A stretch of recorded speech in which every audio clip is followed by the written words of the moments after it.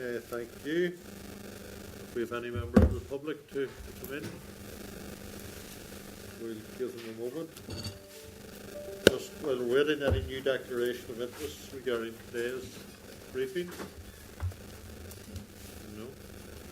Okay, apologies. I have one recorded apology, which is from Tom Buchanan. Any others? No.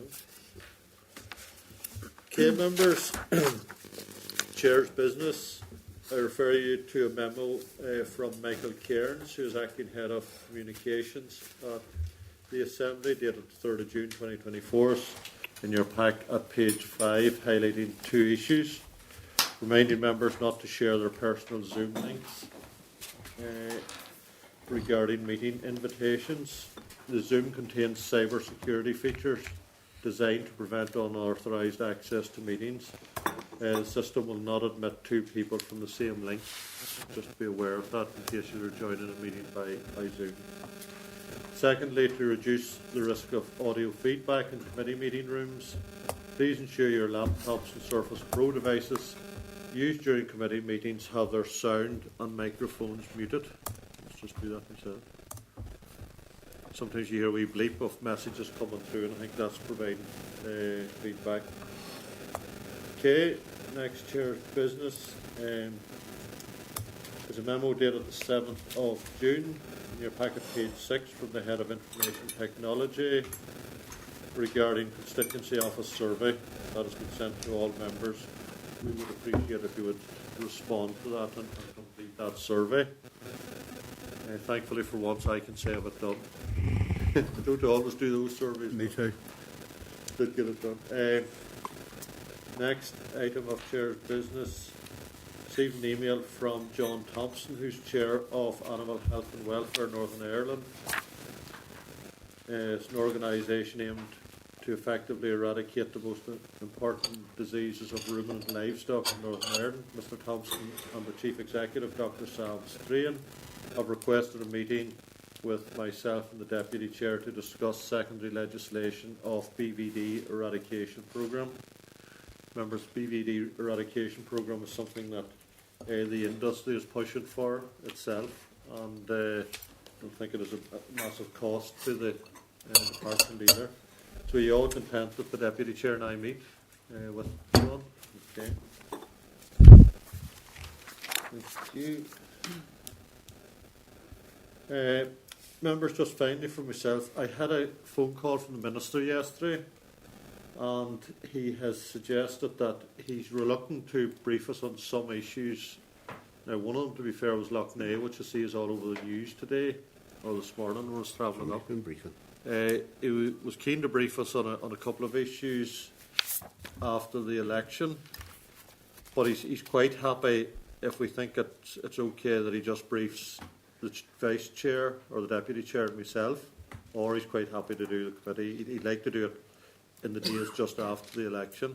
There was a couple of things he mentioned in particular.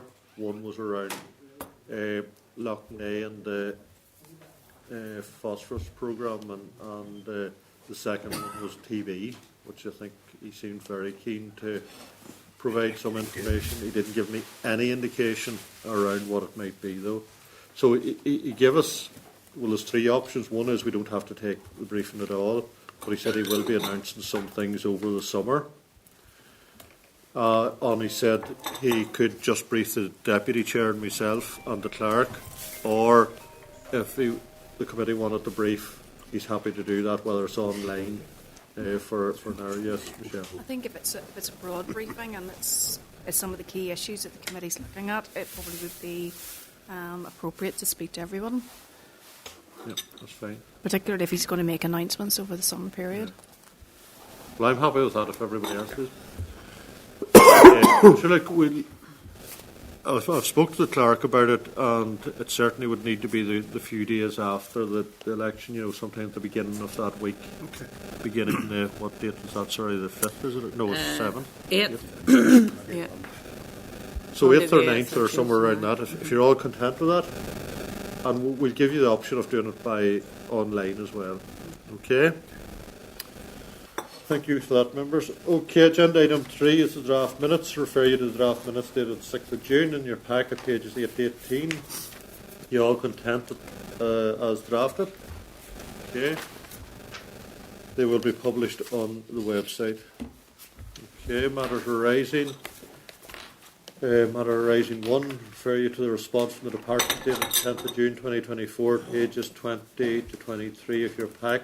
This is in response to a letter from us the 31st of May asking for clarity on the Northern Ireland Food Strategy Framework.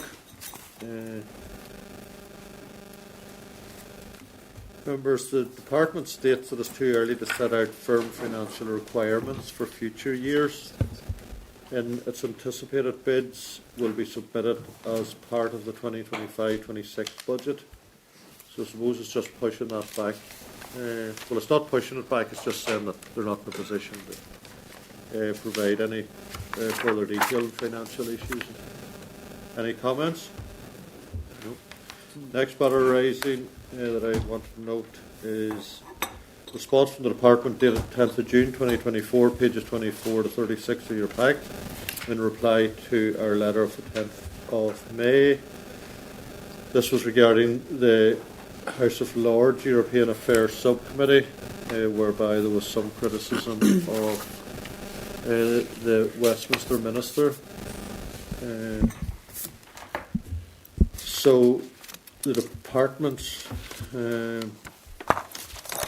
highlights that it has not written to the Chair of the House of Lords on this matter, as the subcommittee no longer exists. So I know there's not much we can do around that after the 4th of July. Okay. Agenda item 5 now. We're over to the oral briefings from Reid, as I said, on Innovative UK Contracts for Innovation, formerly the SBRI, and the movement of animals in 6-month residency requirements.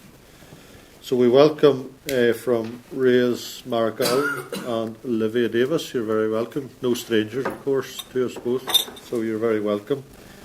So over to you, folk. Okay, and Chair, as we'd said, just with your indulgence and members, Olivia is going to go first and take you through the SBRI paper first. So thank you. Okay, so thank you and good morning, members. I'm Olivia, a UKRI intern at Reid, and today I'm going to be giving a brief overview of the briefing note regarding Contracts for Innovation, which is formerly known as the Small Business Research Initiative, or SBRI, and this is found on page 48 to 63 in your pack. So, to preface, as it's been said a few times already, as of the 13th of May this year, the Small Business Research Initiative underwent a name change to become Contracts for Innovation. So throughout the briefing note and also in this overview, I'll be referring to it as Contracts for Innovation.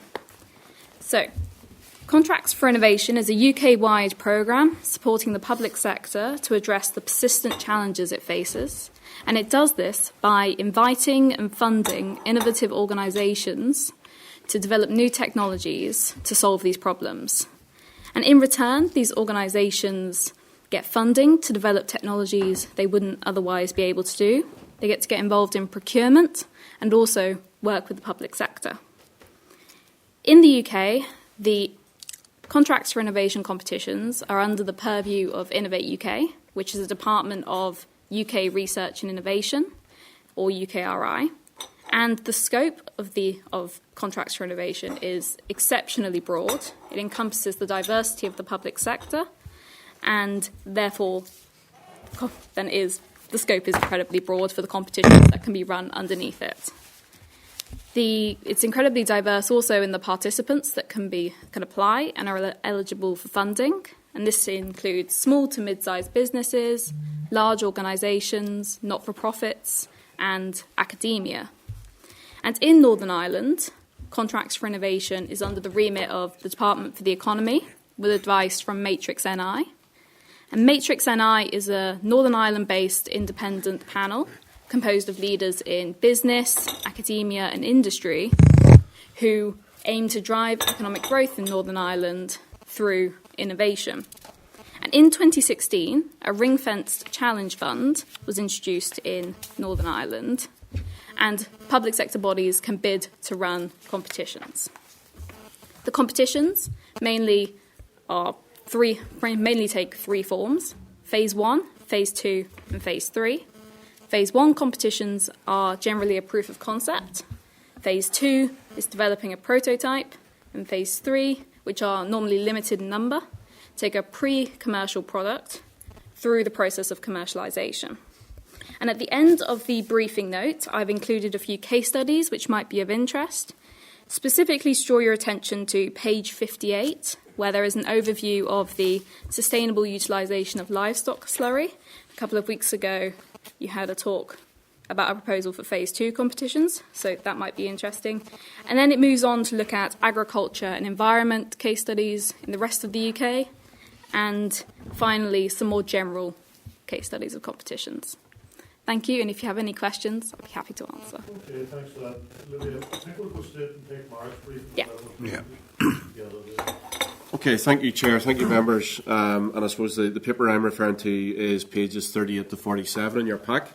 And I suppose this is in response, if you remember the strategic planning day, there was some conversation around why we appear to have a 6-month residency requirement for cattle, which go to GB for sale or to market or for show, who don't return within 15 days.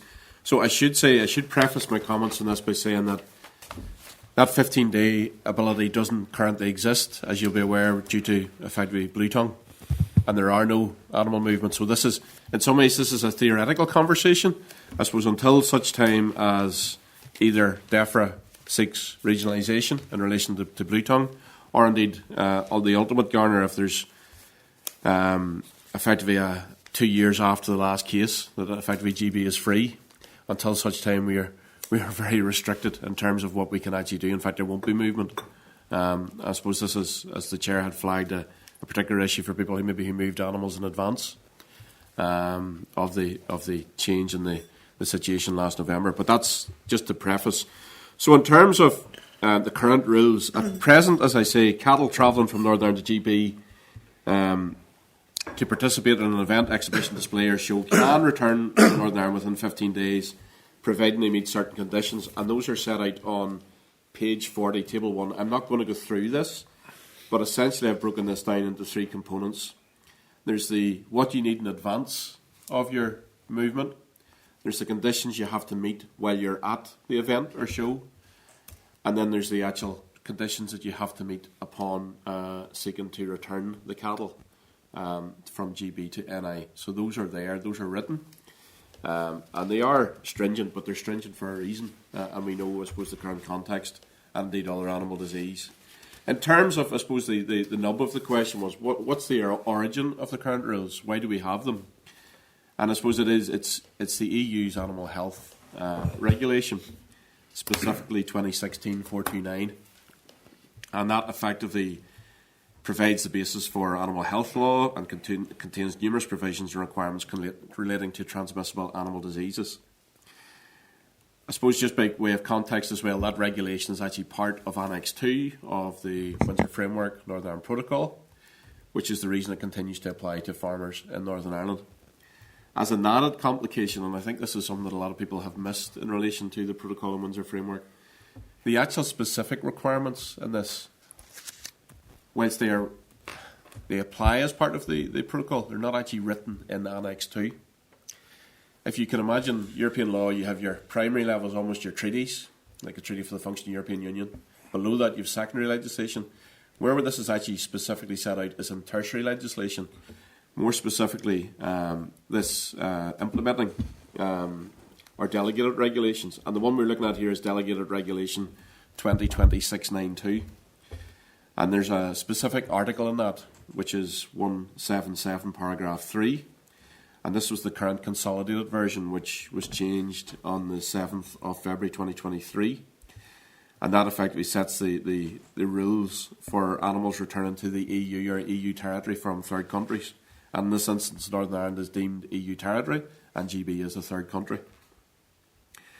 And I suppose this first appeared, this Article 1773, this derogation, around the 15 days, allowing the 15 days to happen, first appeared in January 2022. So I suppose it's this level of change can happen at that level. And this is one of the challenges, I suppose, for us, even in where ourselves work in the research service, trying to keep track of changes. But that, in effect, is where the 15-day provision, providing you meet the conditions, appears. I have to say, to Article 11 in that Delegated Regulation 2020-692, if you fail to meet the conditions, to enable you to avail of the 15-day return period, as set out in Table 1, well then the default position is the animals have to remain in the third country for 6 months. So in some ways we're a beneficiary of the derogation or the alteration that came in 2022 to enable them to return within the 15 days, provided we meet the conditions. That's probably, I'm not going to go into the weeds of this because it's there, but happy to take any questions, or if you maybe want to direct to Olivia first. Thank you. Okay, thank you very much, Mark, and look, appreciate both of your detail on this. And just to start off, question to each of you from myself, firstly to Olivia. The criteria, well, you did outline some of the broad bases around the criteria for that scheme.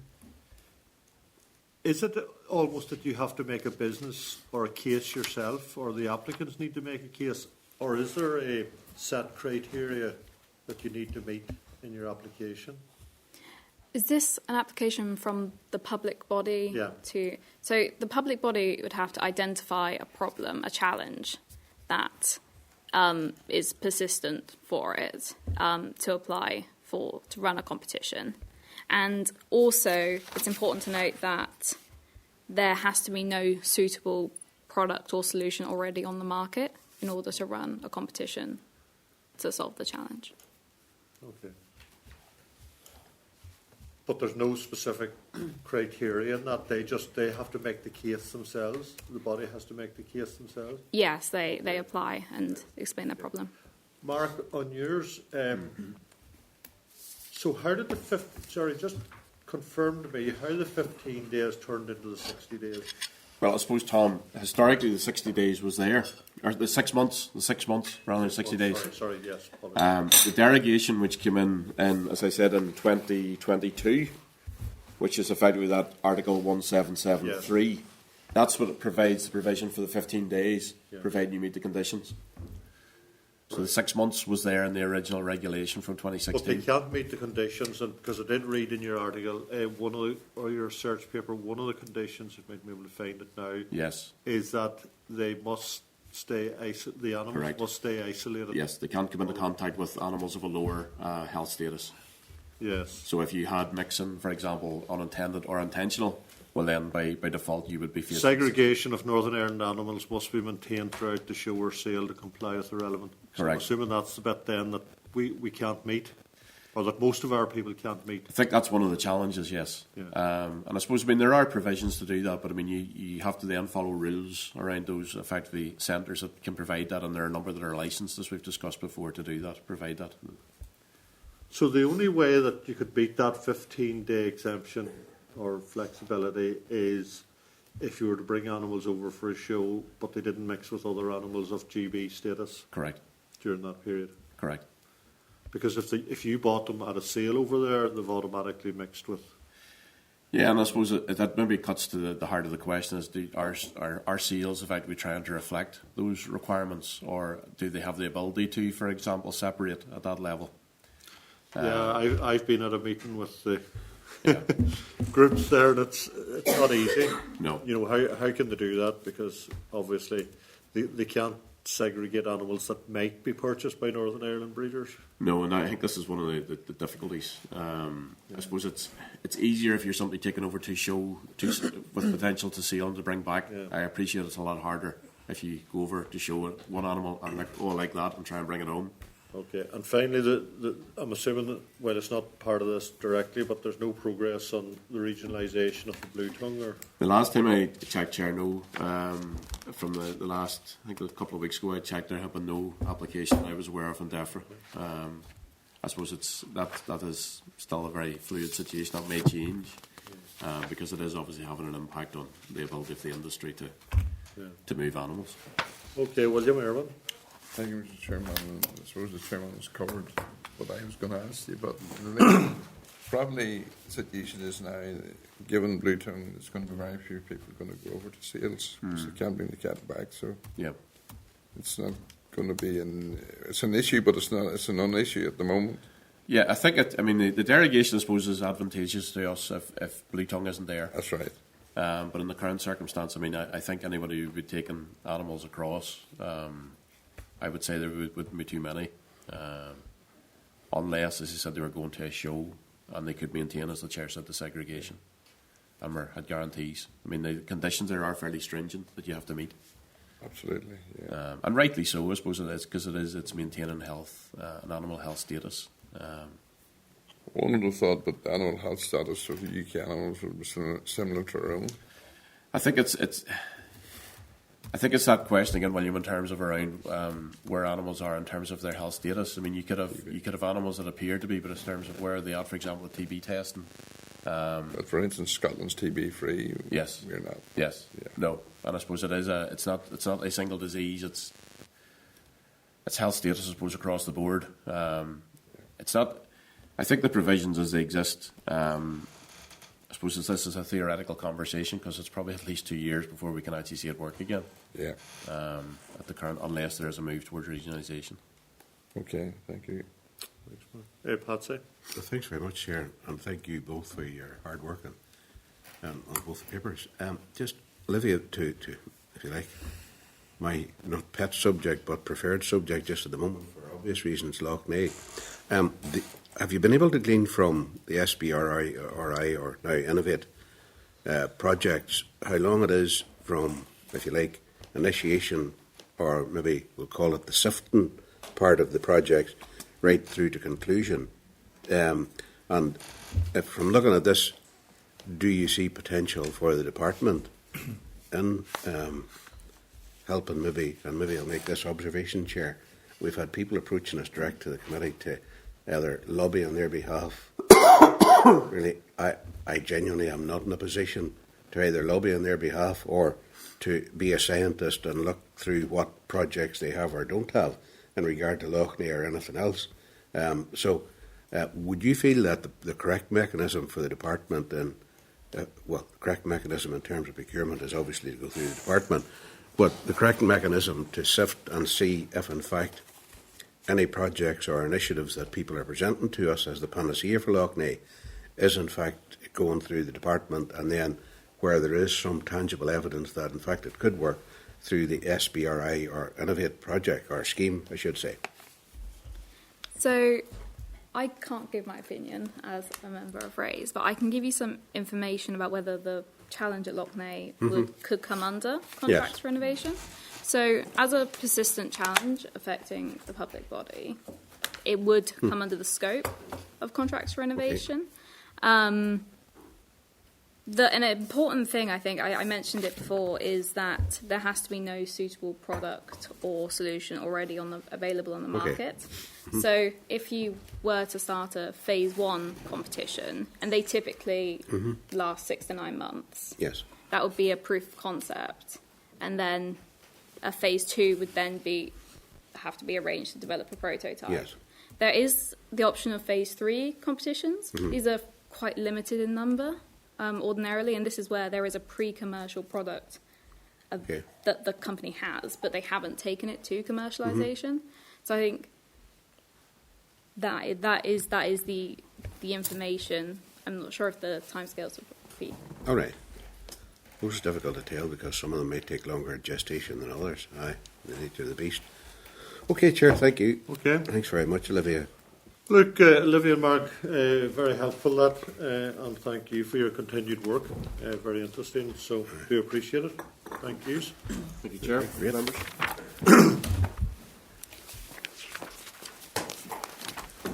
Members, our next item is agenda item 6, which is the oral briefing from the Department of Agriculture, Environment and Rural Affairs, Northern Ireland Environment Agency, and it's an update on the ammonia planning applications. we'll wait until the representatives get in.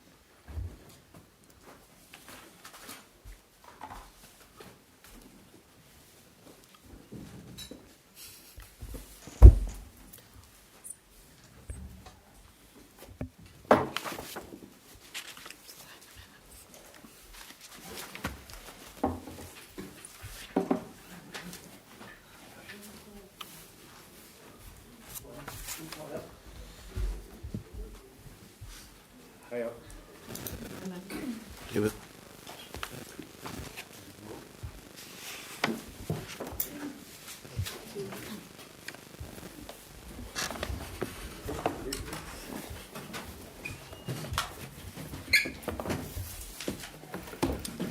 How you doing?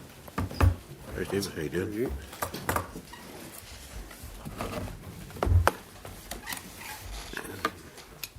Okay, thank you very much for your attendance here today.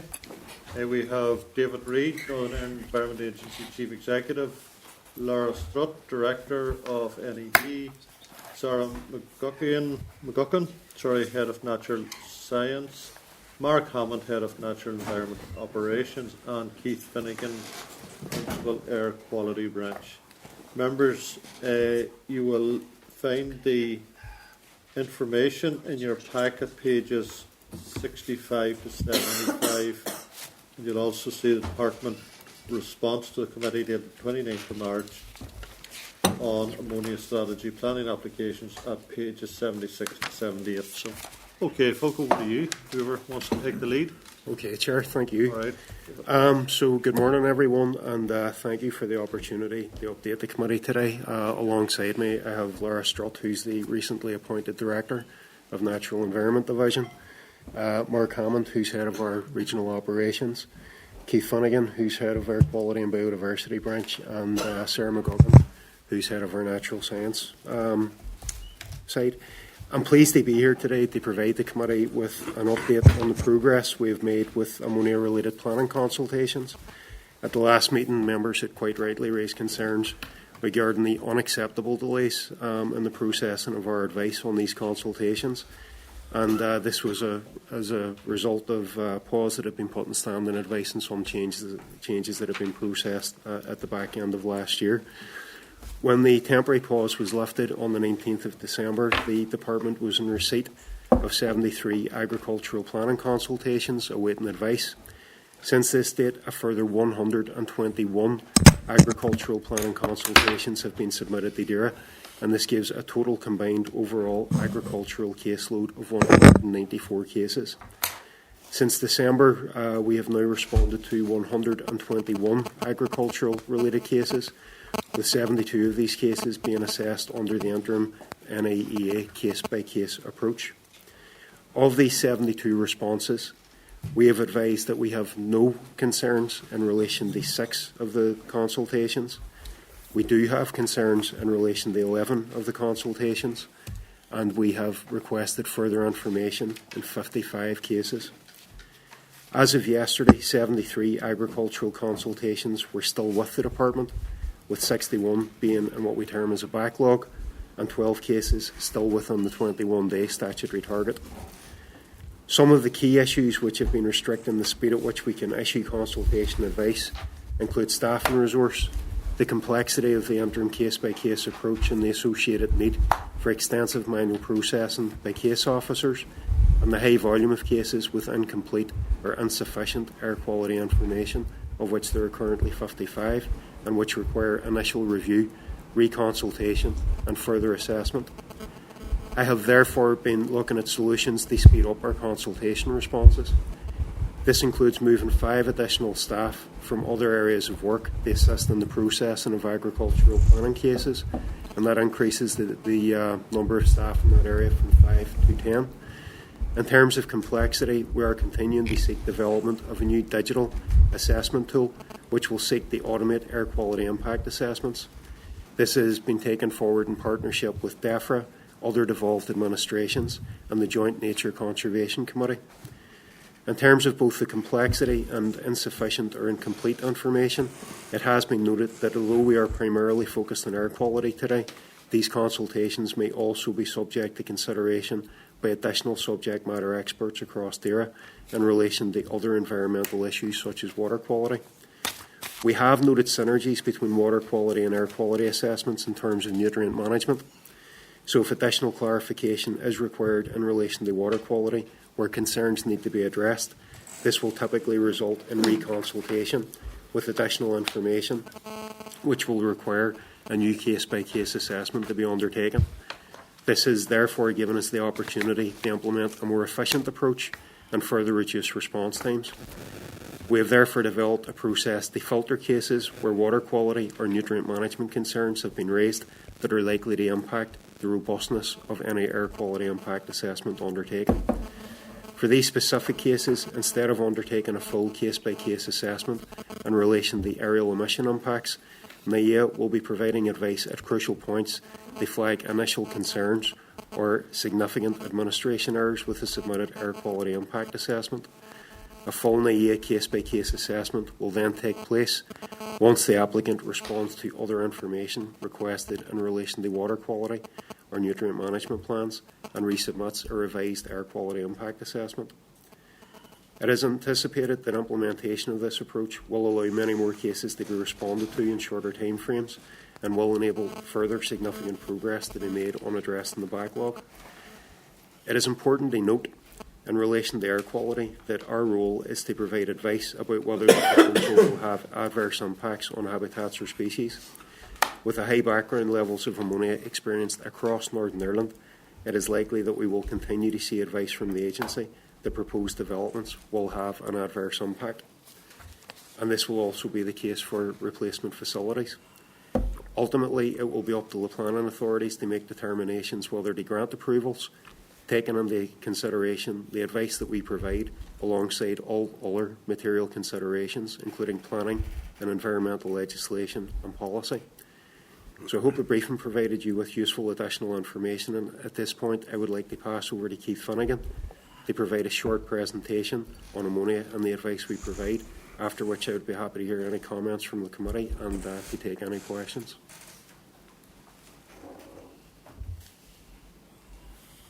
Presentation going on the screen? Or? Oh, sorry.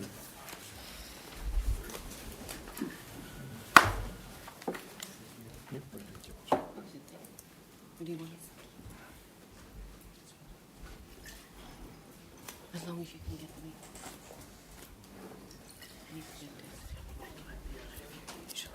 Right.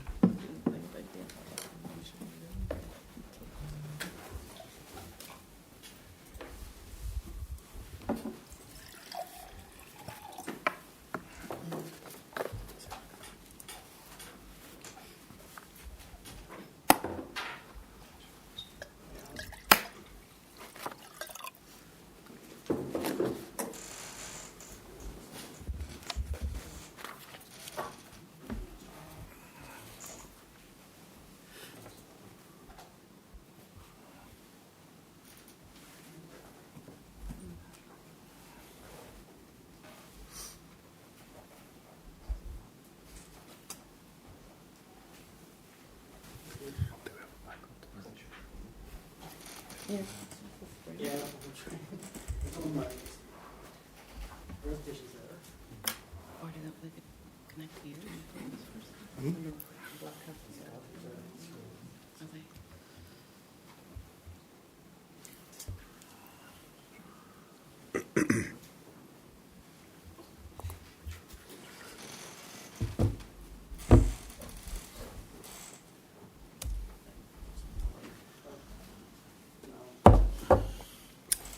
Can we go there?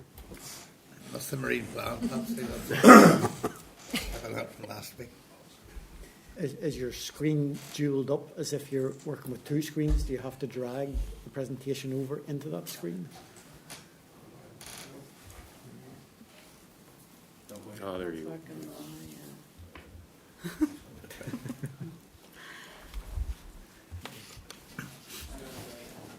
Okay. If there's a tech doctor in the house, would you please let us know?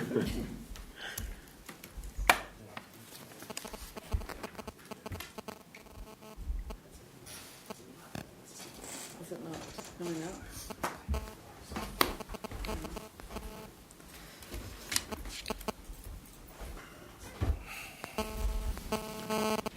It's not going to come up. Apologies. It's not letting start control on the screen. The presentation is in your pack, so you can talk Right, through talk the us through it, slides sure. if you wish. Talk you through it, okay. I'm just trying to find the what page number in the pack.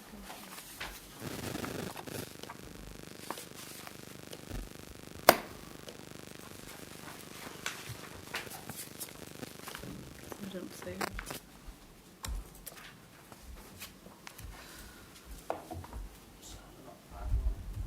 I don't see it. I'm looking at the wrong thing.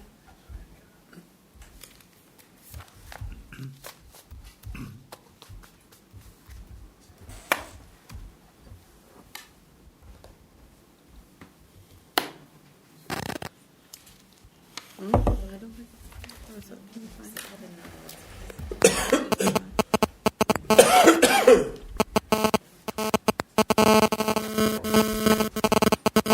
Chair, is the same information as we have on our packs anyway? Well, I presume so, aye. Trying to I assess don't see that. the presentation Aye. in my pack. Is it though? Because Sorry? Maybe ask broadcasting to stop there for a minute, just we see if we can get this resolved. Okay, Keith, thanks for... So as David said, my name is Keith Finegan. I think I've met the majority of you before at various times. I head up the Air Quality and Biodiversity Unit within the Natural Environment Division, and our job is to give conservation advice on the impacts of air quality on the natural environment. We also undertake some monitoring and of the impacts of ammonia and nitrogen deposition on our sites. But before we get into ammonia in particular, always need to bear in mind when we're talking about pollution of any sort, the current state of our natural environment in Northern Ireland. And to be perfectly honest, it's not a great picture out there. We all know this, but this is what we have to keep in the back of our mind when we're looking at how we assess anything that might add to the really dismal statistics we have. So just 1 out of 49 habitats in favourable condition. 11% of our species at risk of extinction, and that's the species we have left. You know, so it's a really bad picture out there, and we're trying to make it better. We have statutory duties to make it better. When we're looking at our designated sites, you all know we've got about 400 ASSIs, 57 SASCs, 16 SPAs, 20 Ramsars, and 5 marine conservation zones, and the status for those reflect the broader picture. Not in great condition. You know, you can see that the earth science totals, which is the rocks, really bumps that average up there a bit, but in terms of habitats, 38% in favourable condition. It's not great. Okay, so that's the context where we're looking at assessing impacts of pollution on the natural environment. Right, on to ammonia in particular. What we have here is the National Emission Inventory for Northern Ireland and ammonia emissions. And there's a clear trend. You can see we were decreasing down to about 2010. And from 2010, we've been steadily increasing, a bit of a flat line the last couple of years. And the most recent data, we have increased significantly in 2021. The next data will be available in 2022. My understanding is that we're looking at another increase in ammonia emissions. What does that mean in terms of Northern Ireland? This map shows the ammonia concentrations in the air. And when you're looking at this map, what you really need to take account of is the areas in blue are the areas where there's been no biodiversity loss that can be attributed to ammonia. So you're talking about a wee area on the north coast, right in the middle of the Spurns, and an area in Fermanagh near the Donegal border. In terms of nitrogen deposition, that's when the nitrogen comes down from the air under the ground. Very similar picture. In this map, it's the yellow areas that are where there's potentially no damage. Very small areas. It's a total territory problem in Northern Ireland. Now, excuse the fuzziness of these maps, but they were taken from scientific reports. We don't have the originals. 100% of our special areas of conservation and SPAs are seeded. Similar figures for our ASSIs, and when you compare that to the rest of the UK, we are significantly worse. Okay, when you compare it to Ireland, we are significantly worse. And I know there's going to be questions about why we assess applications in a slightly different way, and this hopefully helps explain this. If you look at England, Scotland, and Wales, large areas where air pollution isn't a problem at all, compared to Northern Ireland, where it's a total territory problem. Similar on the island of Ireland, large areas where it's not an issue. Northern Ireland sticks out like a sore thumb. Massive exceedances in the pollution levels that cause damage. And that's the context in which the assessments are undertaken. Okay, a wee bit about the science and the monitoring we do. We monitor ammonia emissions at these sites. We work with partners on these. Some of them we own. And I just want you to take note of Tremennin here, because there's a slide at the end that I'm going to go into a wee bit more detail on that.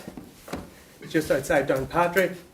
But one of our main study sites, and it's not on that map, is Ballinholme Bog.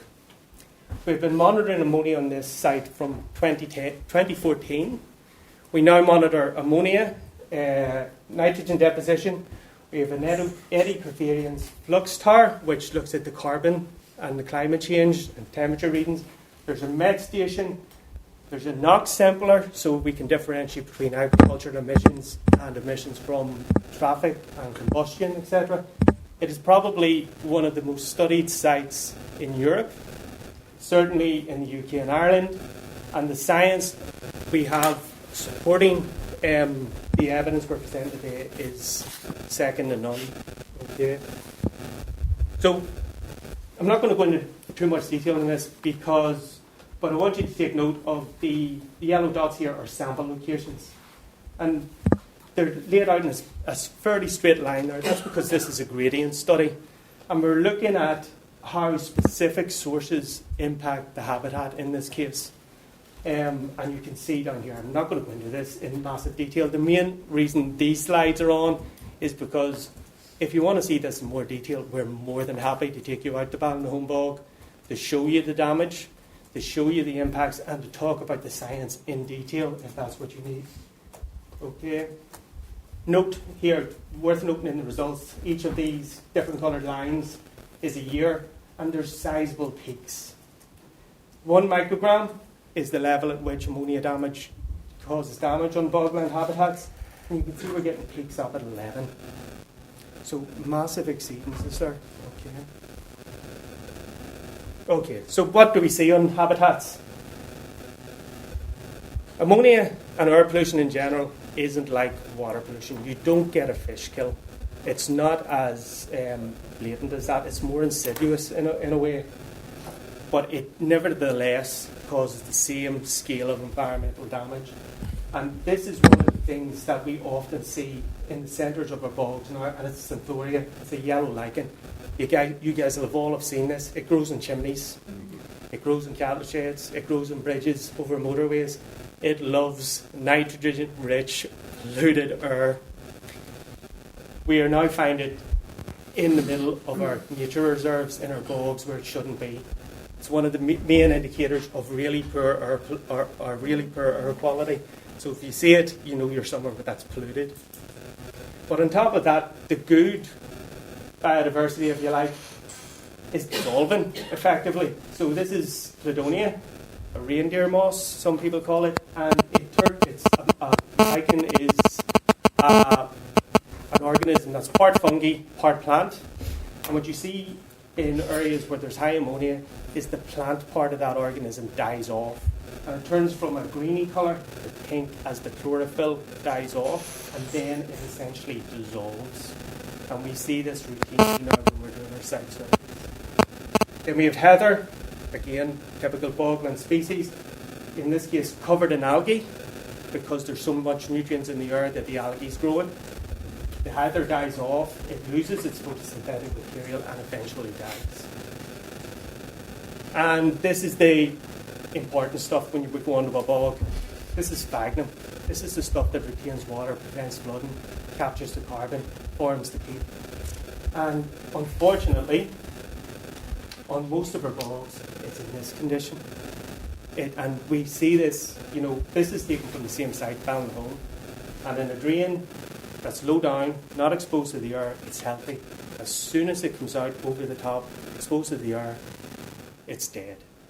Okay, and it is very stark on our sites. Now, just before we get the assessment procedure, it's also useful to know what you're not seeing.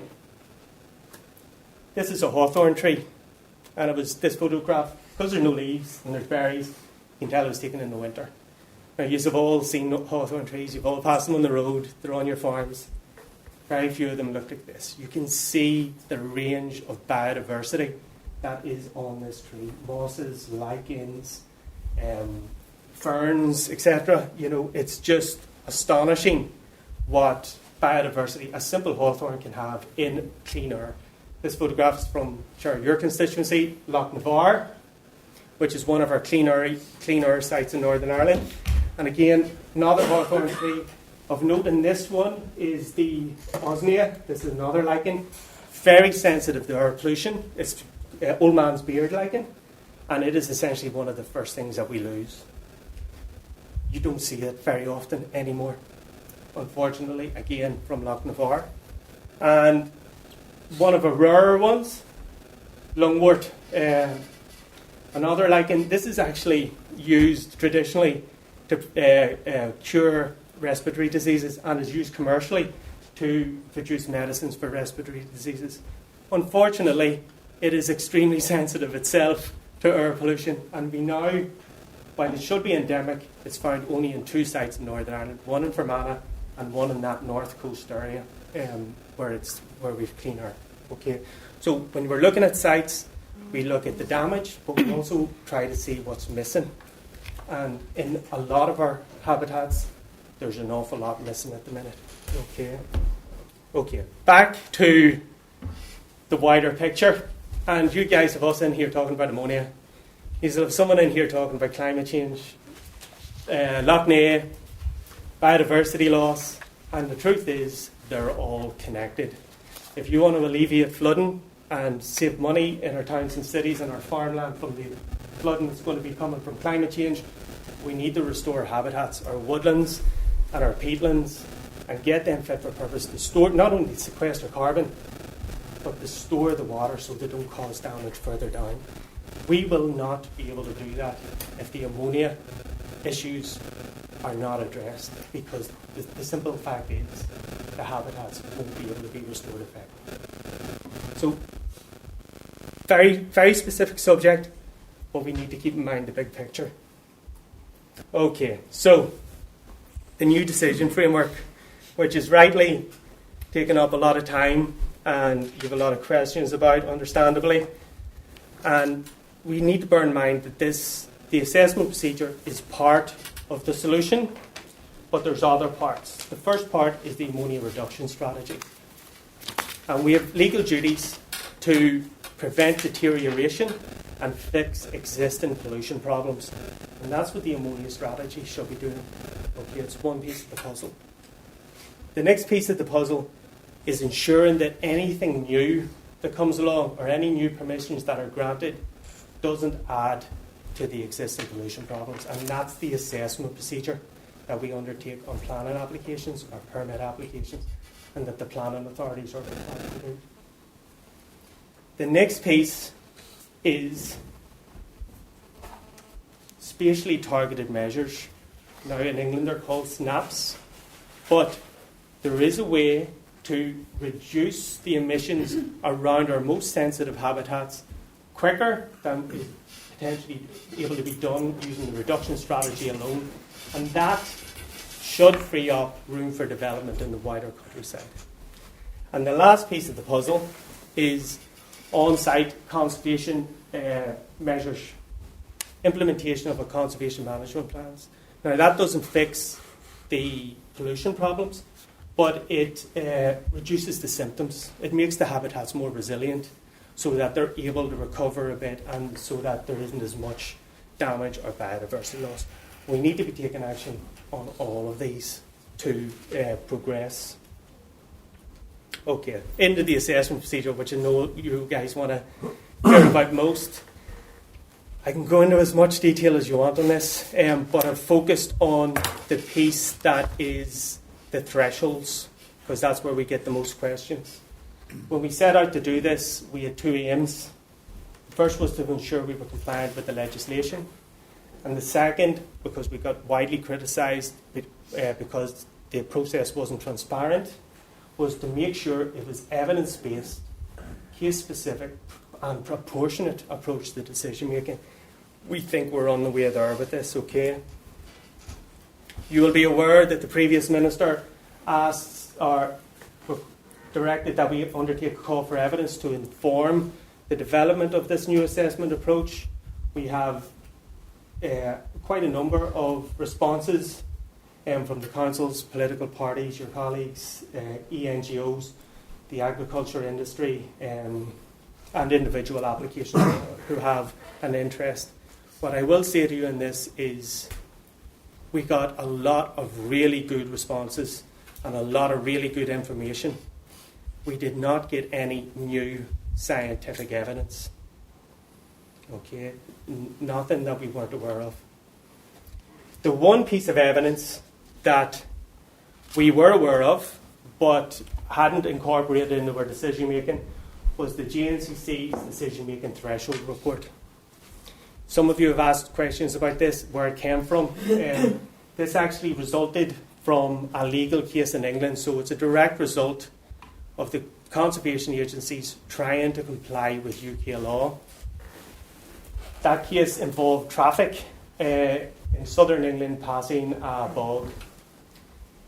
And the judge said, your thresholds can only apply if they're scientifically based. And if they're below a level that leads to significant effects, add them all together. It's simple addition. So the conservation agencies went to JNCC and said, if we have to add everything together, everything's going to have an impact, because when we go to PSCs and we get complaints where the critical ozone levels are exceeded, there is an argument that every additional molecule counts and should be refused. The conservation agents, including NIEA, said that's nonsensical. There has to be a level below which there's absolutely no impact. That's what this report does. That's where the 0.08% comes from. So what we have come up with is essentially a 5-stage process. The first is, do we need to look at this application? And that applies a zone of influence, which is 7.5 kilometres for agricultural developments. There's a range of other distances for roads, for combustion plants, etc. But the one most people are interested in is 7.5 kilometres. We've got no evidence to support a reduction or an extension of that.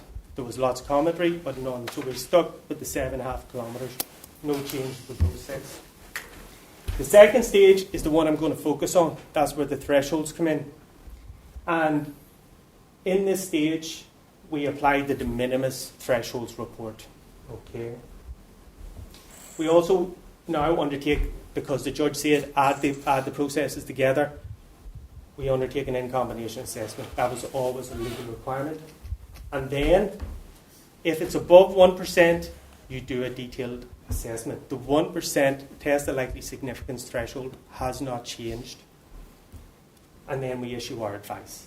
So, as you can imagine, that's fairly simple. Internally, there's a fairly detailed flow chart, and I'm going to talk about this step here effectively. Okay, bring that up. And you can see there isn't a single threshold in application here. There is a de minimis threshold, that nugatory threshold, 0.08% for ammonia, below which the science says there's no possibility of an impact whatsoever. If you're above 0.08, it doesn't mean refusal. It simply means you go on to the next stage. That is the development of a site-relevant threshold. And to do that, we look at the development pressure around where the development site is. And then, even that doesn't mean refusal. Above that just means we do that in combination assessment. We add the process combinations together, okay? Now, what that means in practice is, there's a headline trigger here, 0.08% that everybody's fascinated with. And the perception is anything above that is a no. That's not the case. We then look at the development pressure, and you can see up here 4 categories: very low, low, medium, high. 0.8% only applies to the high development category. Okay? 11 to 30, other developments that have that very small contribution. Okay? We haven't seen one of those yet. As far as we've seen some that are below 0.08, and we can just say definitely say yes to that. But we haven't seen that high development pressure when we're looking at developing the site-relevant thresholds.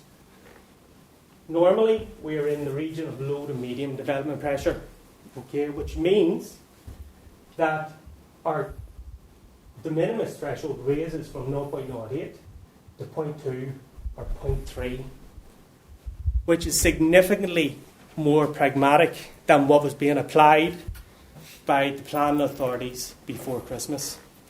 They were refusing or not making decisions on anything that was 0.1 or above.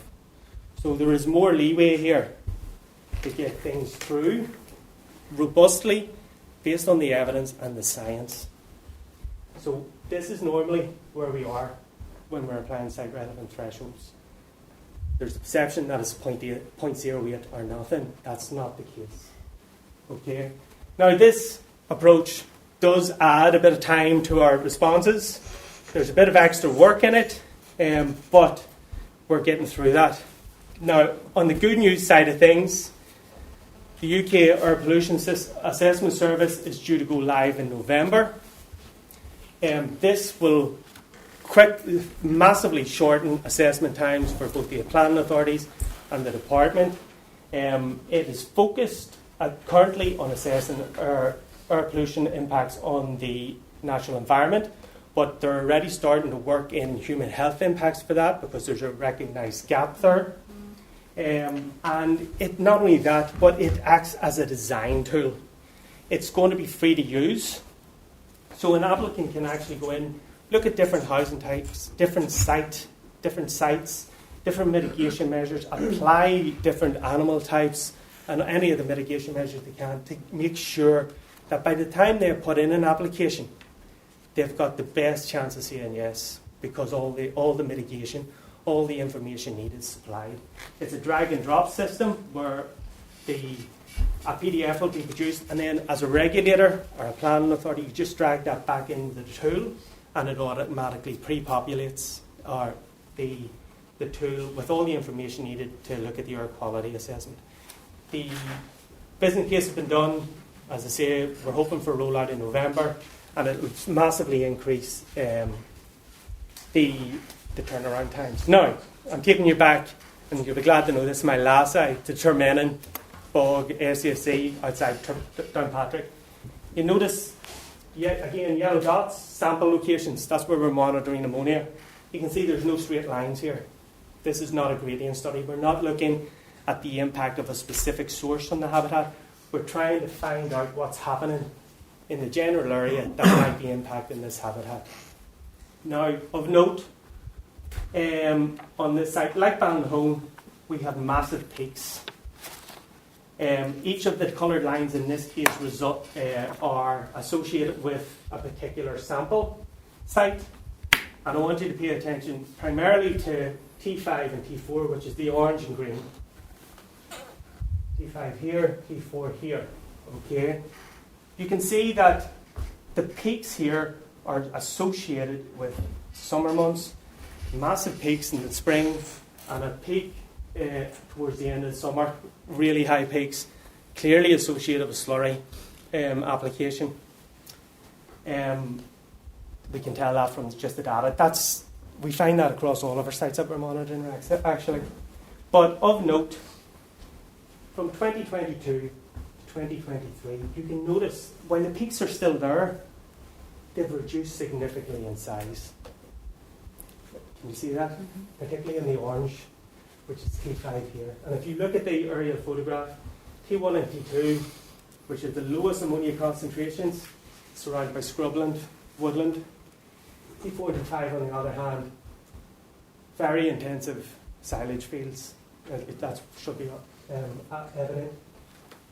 And what we found is when we checked with our colleagues in the department, the farm associated with these lands was funded through FBIS for a low emissions slurry spreading equipment. So what we see here is a solution to a problem on this site that has had a significant impact already, that we can evidence, showing that we can fix this problem through targeted measures, albeit not designed that way in this case. Still more work to do. We're still above the line where environmental damage is occurring, but that one intervention has made a significant difference. So some good news there that we can fix this, and that's me.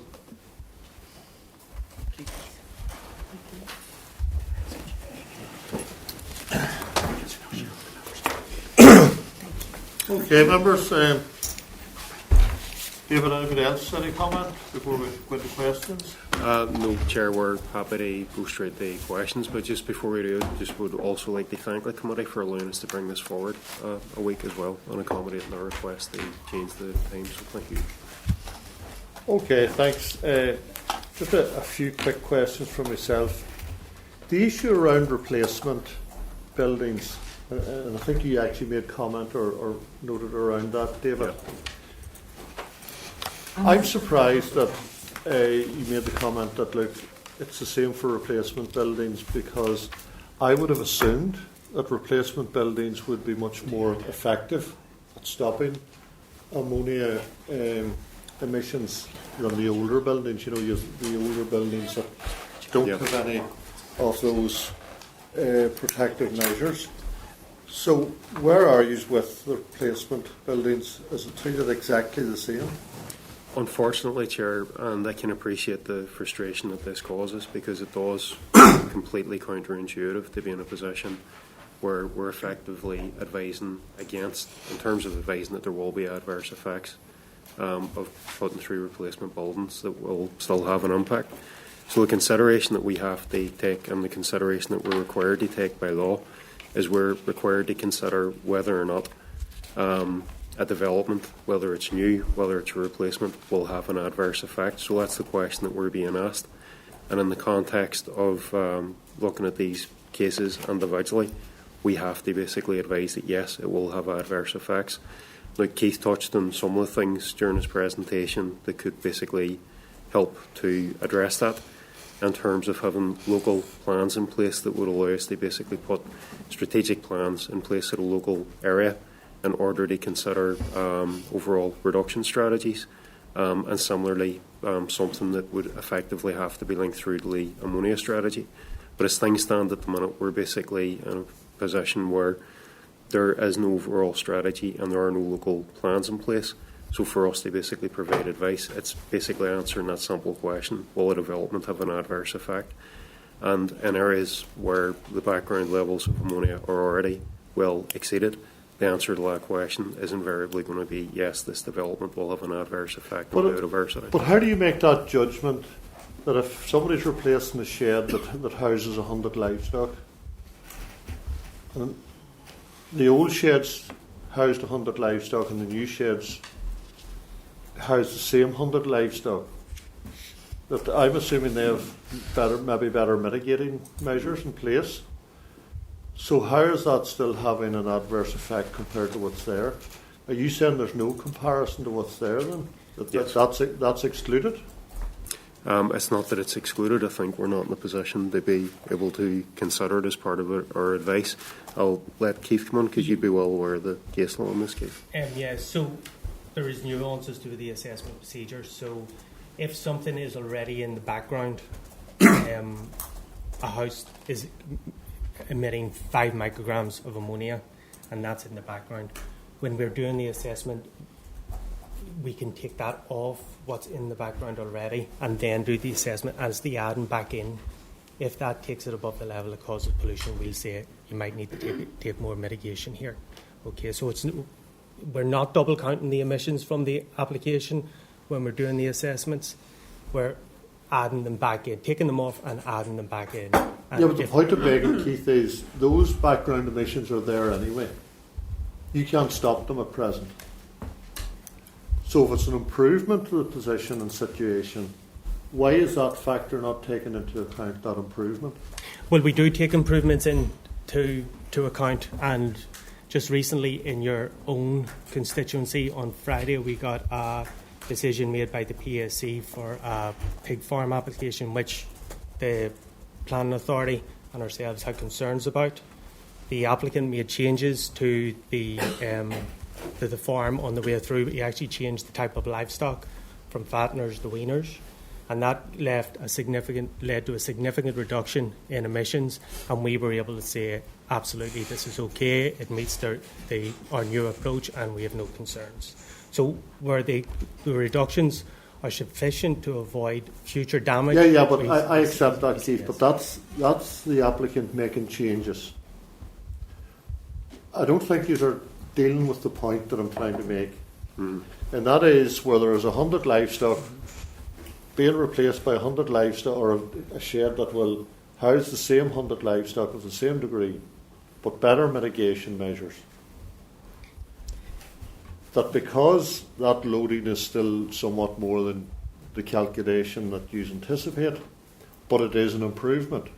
There's nothing you can do at this present time to stop that person with that 100 cattle or whatever it is in that old shed that's allowing far more ammonia emissions than in a new shed that has better mitigation measures. Why is that not taken account? Because from what you're saying, it's not. So the issue is that where there is pollution being caused, it's causing damage. We have a duty, and all public bodies have a duty, to try to fix that pollution and to reduce those. Yeah, but sorry. This person has given you a better solution. I think it's maybe the solution you want, but it is a better solution than what you have, and you're not accepting a better solution. You're leaving it as it is. Well, I think it's yes, it may reduce it, but what the new facility will still have adverse impacts. And that's the advice that we give. So we are sort of saying, yes, what's there at the minute is adverse impacts, but the new development in itself will still have adverse impacts. And that's yes, but it's less of an impact. It may be less. So you're not accepting that a less impact is better? We're just providing... No, you're saying that a lesser impact is of no benefit. No, our role is to say whether what is being proposed will have an adverse impact. Once you go into the details that you're describing, that then falls into planning policy and planning legislation in relation to the habitat regulations. So it would be up to the determining authority then to determine against the adverse impact that's there, whether under their policy and legislative terms. Yeah, but you know well, Mark, they're not going to rule against yous. They're not going against yous. Yeah. And your recommendation is still going to be that there's you don't recommend approval, even though it has an improved position. That's the one position that I cannot understand on this, is why there is not, I suppose, flexibility where there is an improvement. Because I would have thought that's what you want. That's what we all want. Yeah. I thought that's what you would want too, but you're still ruling against it. Chair, I suppose, can I just come in here? I think the issue for us here is that there are different aspects and articles to the legislation. that we are applying. There are obligations under the Habitats regulations that are related to the previous Habitats Directive in terms of Article 6.1 is having the necessary conservation measures to ensure that the site can be maintained, restored to favourable conservation status. Article 6.2 is specific to taking policy interventions and measures to avoid deterioration. And so it's those policy measures that the OEP and others will expect us to have tackled particular sources of pollution. Article 6.3, which is the route or the role that we play in advising in terms of the Habitats Regulations assessments. Our sole role is to identify whether or not the residual, the new development or the residual pollution that comes about as the result of the development, including very welcomed reductions, and in many cases, depending on where it is and the proximity to the site, the sensitivity of the site and what's actually also happening in combination, that may be acceptable, but there will be in some circumstances the residual pollution will still, even on its own, be causing significant damage to the site. Our role, and again, we are not the decision maker, and I do take your point that the competent authorities are required to place great weight on our advice. The issue is that there's a high bar for these European sites, and unless we are to advise them on the absence or otherwise of adverse effects, that's our job. Is there an adverse effect or not? We certainly do welcome and we do take account of reductions, but it's the remaining pollution is the thing that we still need to advise on, and we have to let the competent authorities know they have the ability to take that into account and other material considerations, but there's no legislative provision for betterment in the absence of a strategic in that case, if there's no provision currently, is there a plan, because obviously this ammonia plan is coming forward, it's been in development, I'm assuming. Can you tell us now that there will be a recommendation within that will facilitate that betterment? I think that Keith pointed had a slide on this. This is where there will be the role, and it's clearly documented and supported in case law, in that where there is a strategic reduction plan in place for that site, and by setting out the site nitrogen action plan, as Keith pointed out, that allows you to show that there's a coherent and committed plan in place to address all the sources, and in doing so you'll be able to demonstrate how much that particular facility is reducing, and is that in line with the pathway to get you down to the critical level of load that no longer causes. Well, we'll only be able to judge that when it comes forward, but I'm keen just to ensure that there is something in there that will allow for that betterment. Because what's the point in going on? You know, people could farm in the way they're farming for years to come, whereas the more productive and progressive farmers want to make a betterment. They all do want to make a betterment, and if they're not being allowed to do it or permitted to do it by the statutory agencies, I feel that's a huge crime in itself almost. Well, we are very keen to see, because in England and Wales they have been taking forward site nitrogen action plans that allow the farmers close to sites to work in partnership to collectively reduce their emissions, and therefore that in itself means that it frees up that room for development, because the issue is, you know, we need all the farmers who are contributing to the pollution to be playing their part, and that would allow us to work in partnership with them, link them through to whatever funding streams the department has, and that in itself would reduce the load. Yeah, but that in itself will not be any use, if you see what I mean, unless their betterment is accepted and respected. But that's what we see the role of the site nitrogen action plan and that targeted measure would do. Okay, I'm going to leave that point there at this stage. Just two very quick points from me. The combined issue that you talked about there, Keith, what else is taken into account? You know, because obviously, because there's a planning application in for agriculture, that's the only thing obviously you have control over to make a recommendation, but I'm assuming the vehicular traffic and all that is... Absolutely. This assessment procedure that we're putting in place applies to all our pollution. It's not specific to agriculture. That's where the focus is, but certainly it'll be used for road developments, it'll be used for combustion plants, energy generation, etc. You know, so the tool that we're going to go live with in November, hopefully will address and take account of all those different. Is that all assessed for new roads as well? Yes, it is used for new roads, and we did give evidence to the EFI public inquiry with regards to air pollution and the impact of that project. Okay. My final question, just quickly. The 7.5 kilometre distance that you talked about, you said there was no evidence to suggest that should be increased or decreased. Where's the evidence for the 7.5 kilometres itself? So, as you know, the other UK agencies and the or counterparts in Ireland all use a variety of screening distances. The most common one is 10 kilometres, but the Welsh actually undertook a modelling exercise a number of years ago, which included average Northern Irish farms, and the screening distance that came out from that modelling exercise was 7.5 kilometres. We thought that was more proportionate and appropriate to the size of farm enterprises we have here in Northern Ireland compared to the 10 kilometres they use in England, for example. So you have went against what most of the others do? Well, we have made it more lenient in 7.5 kilometres. England, as I say, use 10 kilometres.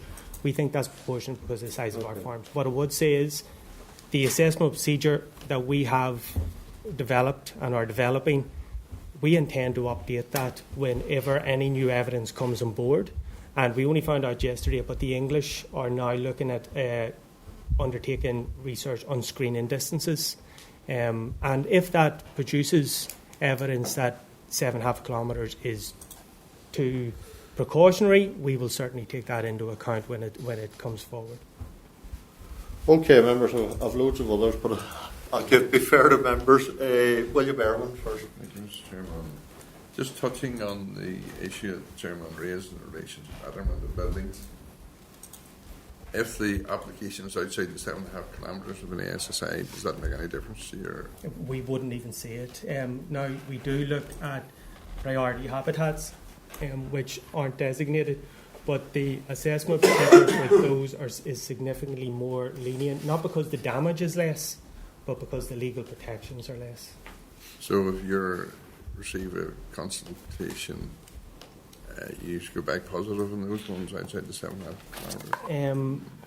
Yes, it just depends where they are, because I say we have a legal duty, and the planning authorities have legal duty to look at the impact on priority habitats as well. But in general, I'm trying to think if I can remember one that was refused in priority habitats. I can't off the top of my head, but I don't want to say it's an automatic yes. The planning authorities will have to make the decision. But in general, it's a yes. In general, it's certainly a more lenient, streamlined procedure. Under permitted development, farmers can build up to 500 square metres without plan permission. So on that, again, that's a matter for the planning authorities, but I would draw a line of caution in that, because we are involved in quite a number of Planning Appeal Commission hearings at the minute associated with that. And if you look at the permitted development planning legislation, there are actually, I think, 13 caveats to that, and the size is only one of them. But the main caveat is that permitted development only applies where there's no environmental impact. The legislation requires applicants to contact their planning authority for a certificate of lawful development. Before that can be granted and conferred to the applicant, the planning authority have to undertake the environmental assessments, which means that they need to supply the information. Many farmers wouldn't be aware of that. It's something that we raise constantly when we are meeting with farmers' representation, and the planning authorities are certainly very aware. As I say, we have a lot of enforcement appeals at the minute associated with that issue. I think we would have previously, remember, just engaged with UFU on that one, and we probably do need to maybe revisit that in terms of the messaging, because I think they were also concerned that probably isn't coming out strong enough in terms of planning advice, you know. And so we had flagged that at some stage with DFI, but it's probably something we need to get out in terms of messaging, given the number of cases around unlawful development. I think because of presumed permitted development rights, which didn't actually apply. Yeah, well, you can understand it's very difficult as the chairman has said, for farmers to understand if they're replacing an old building, reducing their emissions, still no user coming back as negative. You can understand their frustration. I absolutely understand that frustration, and we meet with applicants all the time who express that to us, but I think the Chair said something interesting. He said that in a lot of cases we're not going to be able to modernise, and there's going to be the same buildings that we've seen 50 years ago. Where's that effect? You, I think, are going to visit the low emission dairy unit shortly. Built in 2011, there's 3 different types of flooring. The slurry stores are covered. There's a number of other mitigation measures in that dairy unit. We do not see any of those coming forward in new applications. And the issue for us is when a planning permission is, and for the planning authorities, is when a planning permission is granted, it's there in perpetuity. Okay, so whatever is coming out of it in terms of pollution or emissions, there is no way to then go back and fix that if it's granted, and that's the problem. In relation to the applications already in the system, and you did say there's 73 prior to December, and a further 121, which is 200 applications in the system. You've only responded positively to 6 of those, isn't that right? Yeah, we've provided advice in 6 cases that there were no adverse air quality impacts, but in overall terms, in the 121 cases that we've processed. I did quite a bit of the planning and those issues constituents on, but I mean, I think an issue for many constituents is, I've won their response from, I had to go back to the Minister to get a response because NIEA, after the weeks and then didn't give me a response, but I went to the Minister and I got a response. One sitting from 2021, if there are further information required, why isn't that requested? Why does it sit for months and months and months on end? You know, if there is an issue, further information is required. Why is the consultation not sent back to planners for more information? Yeah. It doesn't seem to be happening. On that, on the case of going back for further information, that's one of the things that we have been looking at very proactively since December, because it is absolutely unacceptable that we've had applications that have been sitting in the system for that long, and that's why in terms of the new approach that we've implemented, whereby these cases can go around 6 or 7 teams within the department, and they can get basically snagged up. So what we're doing is we're looking to be in a position where we can go out early whenever we identify that there's an issue. So we're doing earlier triage, and we're also identifying that where you've got issues in relation to water quality, you're likely to have issues in relation to air quality as well. So once we know that there's going to be a water quality issue and we need additional information, at that point we're going out. So prior to the committee hearing that we attended in March, between December and towards the end of March, we had processed about 30 applications. But since then, because of the different approach that we're now taking within the department and different initiatives that we've put in place and the additional staff, that's now increased to 90. So cases that are snagging up in the system for that length of time shouldn't happen, in terms of us basically sitting on things without going back out for additional information. No, but I mean, and William, in terms of what we've been doing since March, so over the last couple of months. You would accept it's unacceptable? Absolutely appalling. Nobody should have to wait for 3-4 years to get a response, and that's an absolute failing on our part, and the one that we have to make sure that we address going forward. Okay, thank you. Okay, well, Deputy Chair Declan. Thank you. Thank you very much for the presentation. In the protocol, I'm sort of touching on similar themes. It makes reference to in combination assessments of emissions, and from farmers that I've spoken to, they feel that in situations where they have been taking steps to reduce their particular emissions, that they will continue to be deprived of plan permission because perhaps neighbouring farmers aren't taking those steps. Is that the case, and do you think that's fair? If I could just kind of kick off on that one, I think just in terms of the conversation that we've been having, I mean, we are extremely frustrated as an agency that we're in a position where we're not able to see improvements go through, and it is something that we absolutely want to address. In terms of addressing the position and the situation for groups of farmers, or addressing things at a local level, this is where we're looking at the potential for site nitrogen action plans, or that kind of approach, where we can basically look at the pressures on a particular protected site, and then basically through other partners and with ourselves, basically work with farmers in the area. They sort of collectively take an approach. They reduce overall emissions, because ultimately I think we all want the same thing. We want to see dramatic reductions in the level of ammonia that we currently have. I don't know if Sara and Keith want to add anything that's to the point I was that. going to make.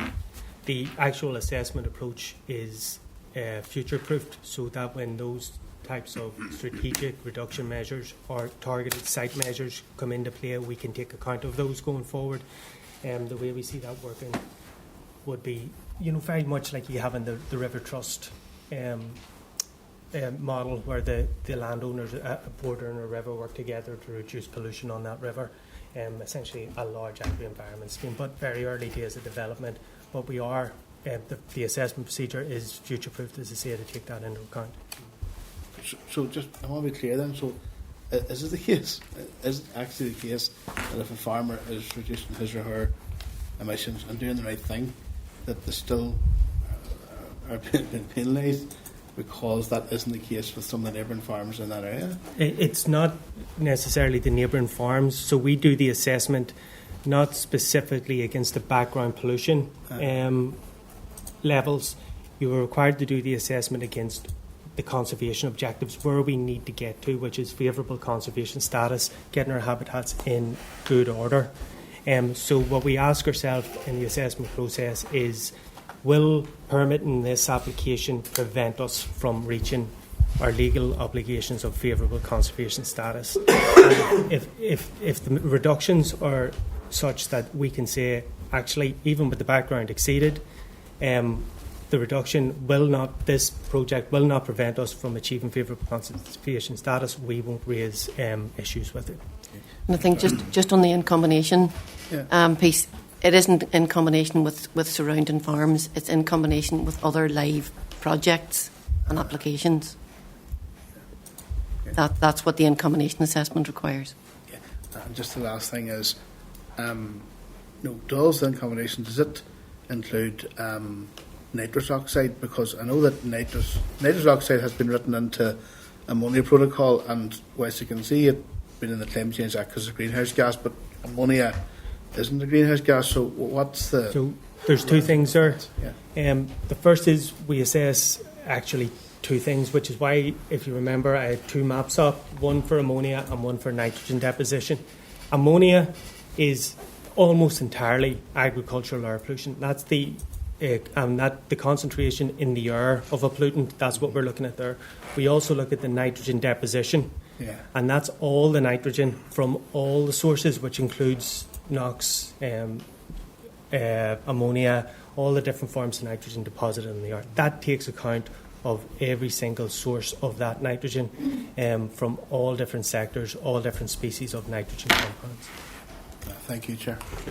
Patsy? Yeah, thanks very much, Chair. And I've been listening to this very carefully. Now, if I could just get a wee bit of clarity around, you mentioned, I'm checking here to see if I can find it, PAC decision.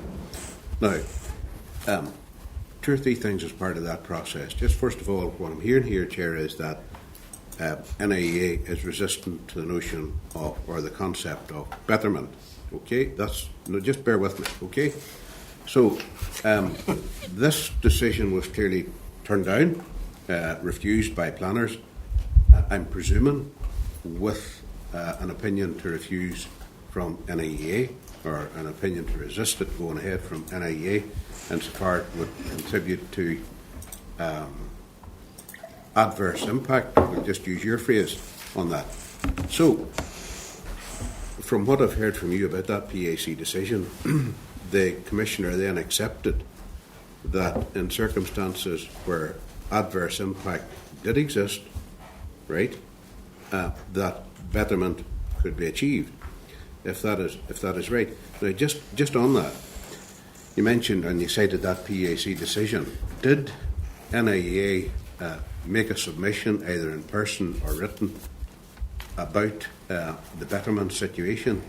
And did you, in fact, still oppose and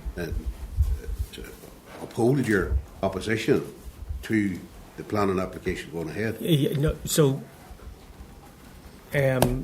some clarification on that. So, it was an enforcement case against unlawful development, potentially perceived permitted development. The planning authority, obviously, because of neighbour concerns, odour, health issues, rightly took enforcement action against the developer in that case. We then, as you know, are a statutory consultee even to the PSC, and we give our advice based on that. Once we took account of our new assessment procedure, the Planning Appeals Commission reconsulted us on a large number of cases. Yes. At the same time, the developer changed and modified his development primarily to a different form of livestock, different age of pigs, smaller pigs effectively, which produce less emissions.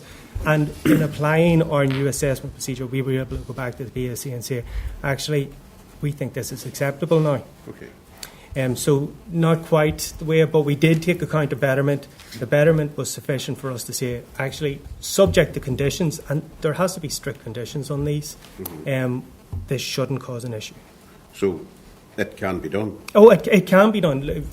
We do take account of betterment. Right. Sorry, just to be clear though, I've read some of this report. I'm assuming it's the one from Anna you're talking about? There is one from Anna. It is where there was a change in the type of livestock. Absolutely. So it wasn't like for like, Patsy, to be fair. No, I'm getting that, but what I was picking up just was in general here that only other way one way. I think when we get off and talk about potholes, that the preferential thing would be, instead of having new, revised, revamped and improved dwellings for livestock, that it would still lead to an adverse impact. The sort of what I'm looking at is, rather than fix the potholes on the road, leave it as it is in case people may speed with a new road. You know? So, but I'm still trying to get a handle on that because I'm not quite getting it. But if you could just maybe bring us back now. I know there's a motion and Michelle's involved in it here before the Assembly on Monday around this, and you're probably aware of that motion upcoming.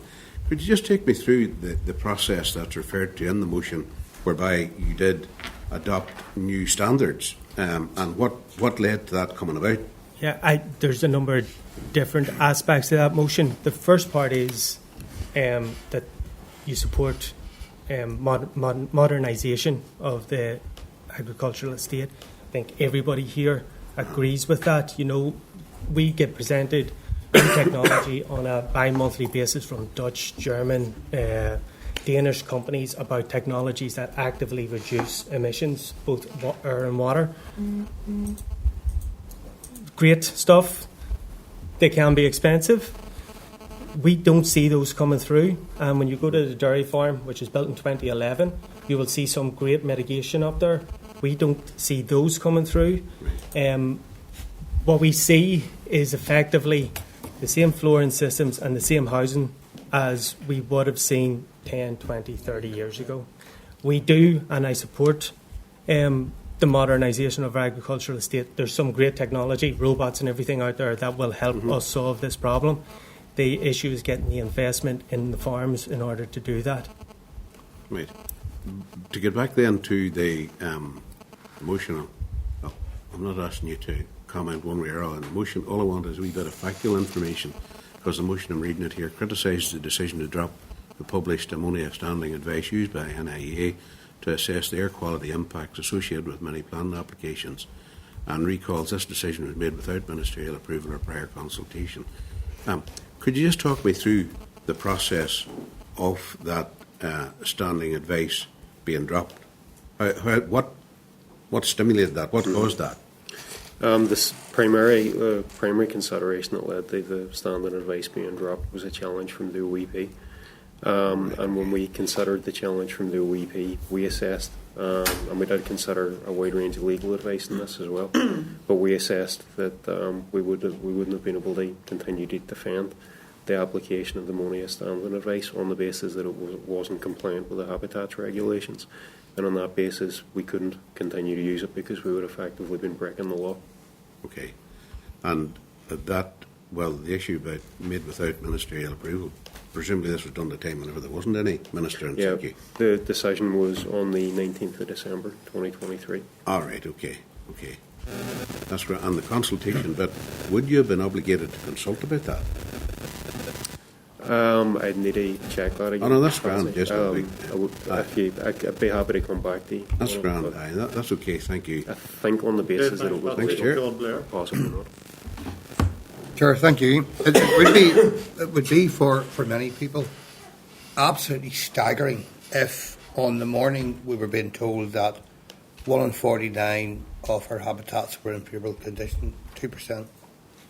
And on a morning when I individually am dealing with another fish kill, it's very significant, it looks like, in my constituency, just a few weeks after the last one, also very significant in the context of being told of the synergy between air quality and water quality. Then it would be staggering, as I said, that we would be pushing for, if we were, or it was perceived that we were, greater or increased planning outcomes without due consideration of the perhaps very serious negative environmental impacts of that. So with that in mind, and I've noted all of the answers so far, which have answered some of my initial questions, I'm keen to know, is there any, either in conjunction with the consideration of these planning applications or separately, any ongoing consideration by the agency of how the previous strategies, such as going for growth, correlate with the increased ammonia outcomes? I think the analysis we saw earlier probably answers the question, but is it looked at in a way that is clearly defined? I'm not personally aware of any work that we're undertaking within the agency to analyse the impact of going for growth on ammonia. I'm just double checking with my colleagues. I don't think there's been anything official, any official assessment of the impact of going for growth on ammonia emissions in particular, but there is certainly the timelines of the start of the increase do correlate. They do seem to correlate, and I'm not one that wants to point fingers over previous strategies. I want to look at different and better ways to do it. Could I just come on there, John, because I would want to be really careful because we haven't done any analysis. I don't think it would be appropriate for us as a to get any conclusions on that. Conclusion. I'm saying maybe that I have, but not on repeating that. I don't want to have a post-mortem over what went before. I want to ensure that it's analysed only for the purposes of achieving better outcomes in the future, and awaiting the strategy or action plan to see if that's going to propose any actions around the covers on stores in houses or scrapers of floors or any of those things that might come along. Certainly you seem to have given us some indication that there's not great evidence of those measures being proposed on a regular basis currently. So, other than that, and separate than has already been asked, is there ongoing consultation there between the various sections of NIEA and DAERA in relation to where the water quality piece sits with the ammonia strategy, and any formal structure around that? Not directly involved in the any of the ammonia strategy working groups, but I'm just double checking, Sarah, on your side. I'm assuming we'd be feeding in from a scientific point of view. Yes, we're feeding into, I suppose, the ongoing consideration of the ammonia strategy and any strategic reduction measures in it. Equally, we're involved in the discussions around how we address the wider nutrient issue, because whether it's deposited from the air or released into water off land, it's of a significant impact on biodiversity and protected sites, whether it be terrestrial or freshwater. So there would be a lot of read across, and we would work closely with our colleagues in Water Management Unit and would be involved in the discussions around how we move forward to address the nutrient issues related to Lough Neagh. So it's... Okay, and that's sort of the natural science unit looking at those things together, and then you can feed to the other business areas that might be considering applications or strategies? Or? Yeah, we provide any evidence that they would need to help with that. Okay, thank you. So I could just add that ammonia is actually considered under the Water Framework Directive. For rivers, it's not as big an issue in rivers as it would be for air quality for habitats, but it is looked at under the Water Framework Directive. I think where most of the synergies would be wherever land spreading, etc., occurs of the slurry. Yeah. It impacts on water quality, whereas it also has the air impacts on our habitats and species. So that's where the sort of synergies are there. Mindful, Chair, that the example I gave there, if it proves to be pollution, it looks very much like that. There's another river that flows directly into Loch Ness as well. Okay, John. Finish, John? Yeah. Thank you. Thanks, Chair. Thank you very much for your presentation.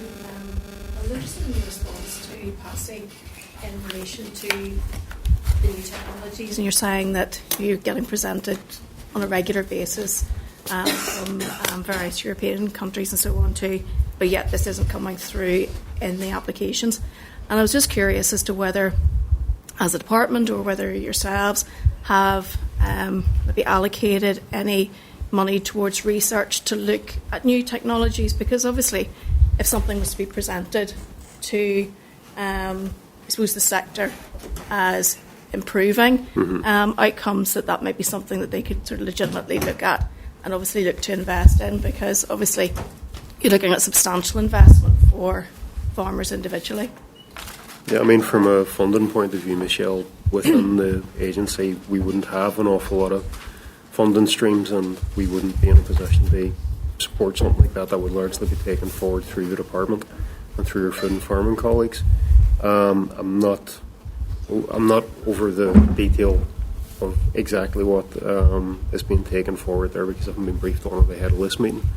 But I mean, you will see whenever you're engaging with Martin later on in relation to the whole farm and that, some of the technologies that have been deployed. And in terms of farming with nature, I know there are a number of schemes and proposals going forward under farming with nature that should help. They basically improve the technology that's used on farms to improve sustainability and things like that. But I don't have the specific details of any of that in front of me.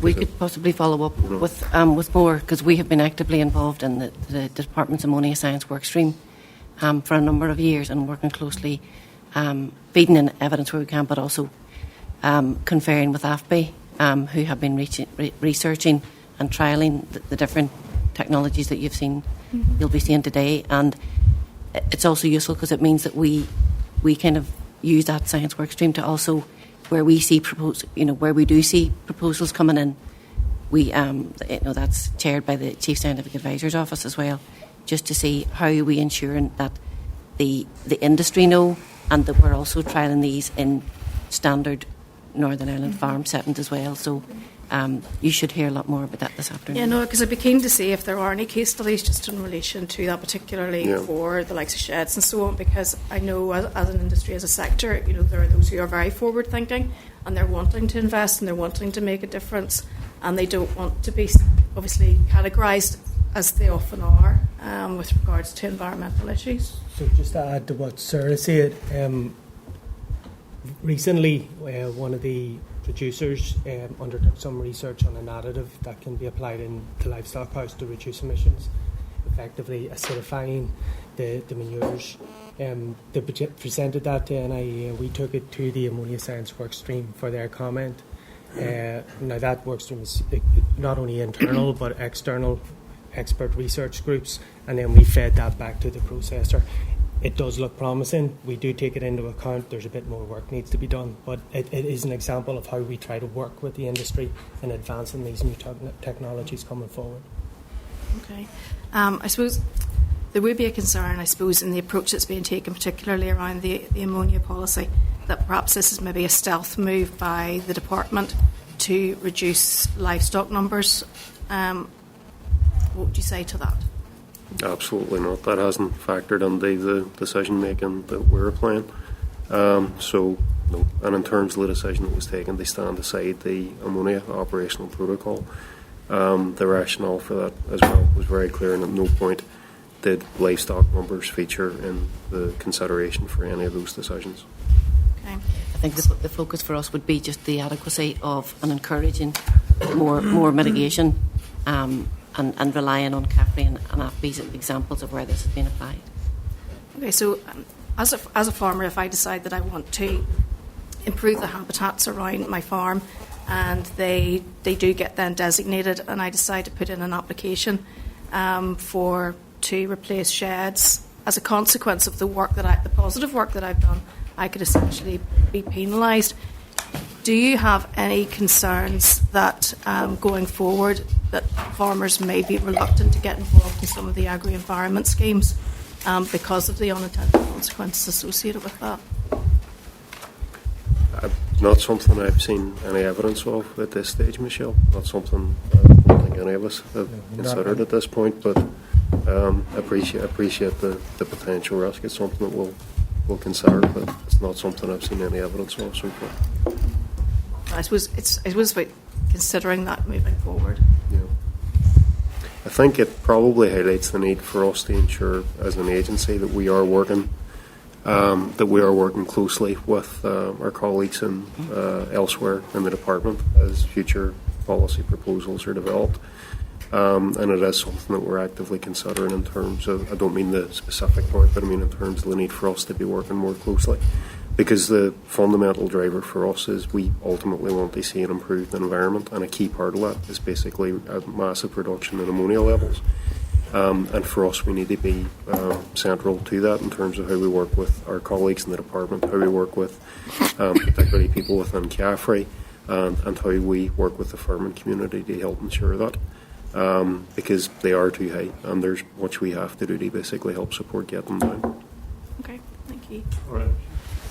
Okay, well, I have a whole list of more questions that we could go on to, but I think in fairness, we'll leave it at that for now. So again, to all of you, David, Lara, Sara, Mark and Keith, thank you very much for your presentation, for your information, and especially to Lara and wish well in your new post. So I'm sure we'll be hearing the same from you in the not too distant future, but it is a subject obviously but we're quite keen to keep tabs on. So again, global warming, I'm not so sure that we're having the coldest June now, and I don't know when, so I'm not sure where the global warming comes into that, but anyway, maybe you can inform us on another day. Thank you, folks. Polar bears, they might tell you. Chair, could I just ask, if it would be helpful, as we kind of go through the summer, our intention is to make sure that we can eradicate as far as possible the backlog that we have, so we kind of thought it might be an opportune time after the summer, say around September, for us to come back and talk to the committee again about this issue, and hopefully at that stage as well the ammonia strategy should be further developed, and we can also consider more in terms of what we're doing around local addressing these issues at a local level as well. So if the committee would be open to it, we'd be more than happy to come back. Okay, we appreciate that offer. Or a visit to. Sorry. I think that would be very useful. We'll hopefully take you up on that. And there's also an open invitation to take it to Home Bog as well, if you're interested. Okay, well look, we will have a look at that. Obviously coming from Fermanagh, you'll appreciate that I see quite a lot of bogs in my travels daily, but I'm quite happy to go to a different one. Our bogs up around Mahara are a wee bit different. So. Okay, I'll take your word for it. No worries. Okay, thank you very much, everyone. Thank you very much. Thank you, folks. Thank you. Okay, members, I'll jump the agenda slightly to agenda item 13, which is the departmental written briefing on the implementation of the new Northern Ireland Country Code prefix on the livestock identification tags. Table papers, pages 23 to 25, regarding the EU animal health law requirements. The new tags will be available from suppliers when launched on the week commencing the 24th of June 2024. There is an explanation there as to why the changes. The main change is obviously the code, the 2-letter alpha code, or the 3-digit numerical code, and the country of origin. We currently have the two-letter prefix of UK, and that will now be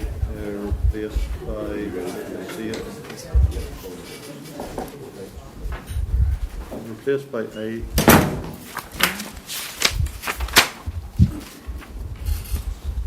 Anyway, it is being replaced, those two digits.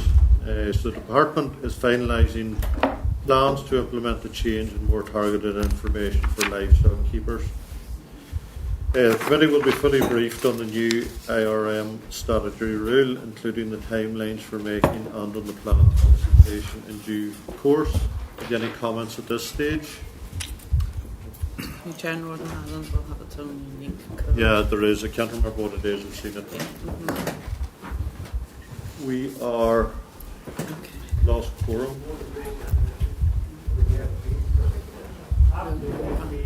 Back to quorum. Yes. Okay. We'll go back to agenda item 7, which is the SR 2024-0000, the Fisheries Act 2020 Scheme for Financial Assistance Regulation, Northern Ireland 2024. Following papers SL5, Explanatory Memorandum and Draft Statutory Rule, as of pages 79 to 89 of your pack, and the clerk's memo on the SL1 is at pages 90 to 91 of your pack. The SL1 was considered at our meeting on the 16th of May 2024, and the SR will be subject to draft affirmative resolution procedure and will come into operation on the date following the Assembly motion to affirm it. There's been no changes from the policy content since the SL1 was submitted to the committee on the 16th of May. Any questions or queries? If not, I'll put the motion that the Committee for Agriculture, Environment and Rural Affairs considered SR 2024-0000, the Fisheries Act 2020 Scheme for Financial Assistance Regulation Northern Ireland 2024, and the Committee agreed that the rule is approved by the Assembly. Are members content? Yep. Thank you. And we are here now with our host, CAFRE. So we're having a briefing. You can find it at pages 4 to 9 of your table papers, which gives an overview. There are 3 CAFRE campuses,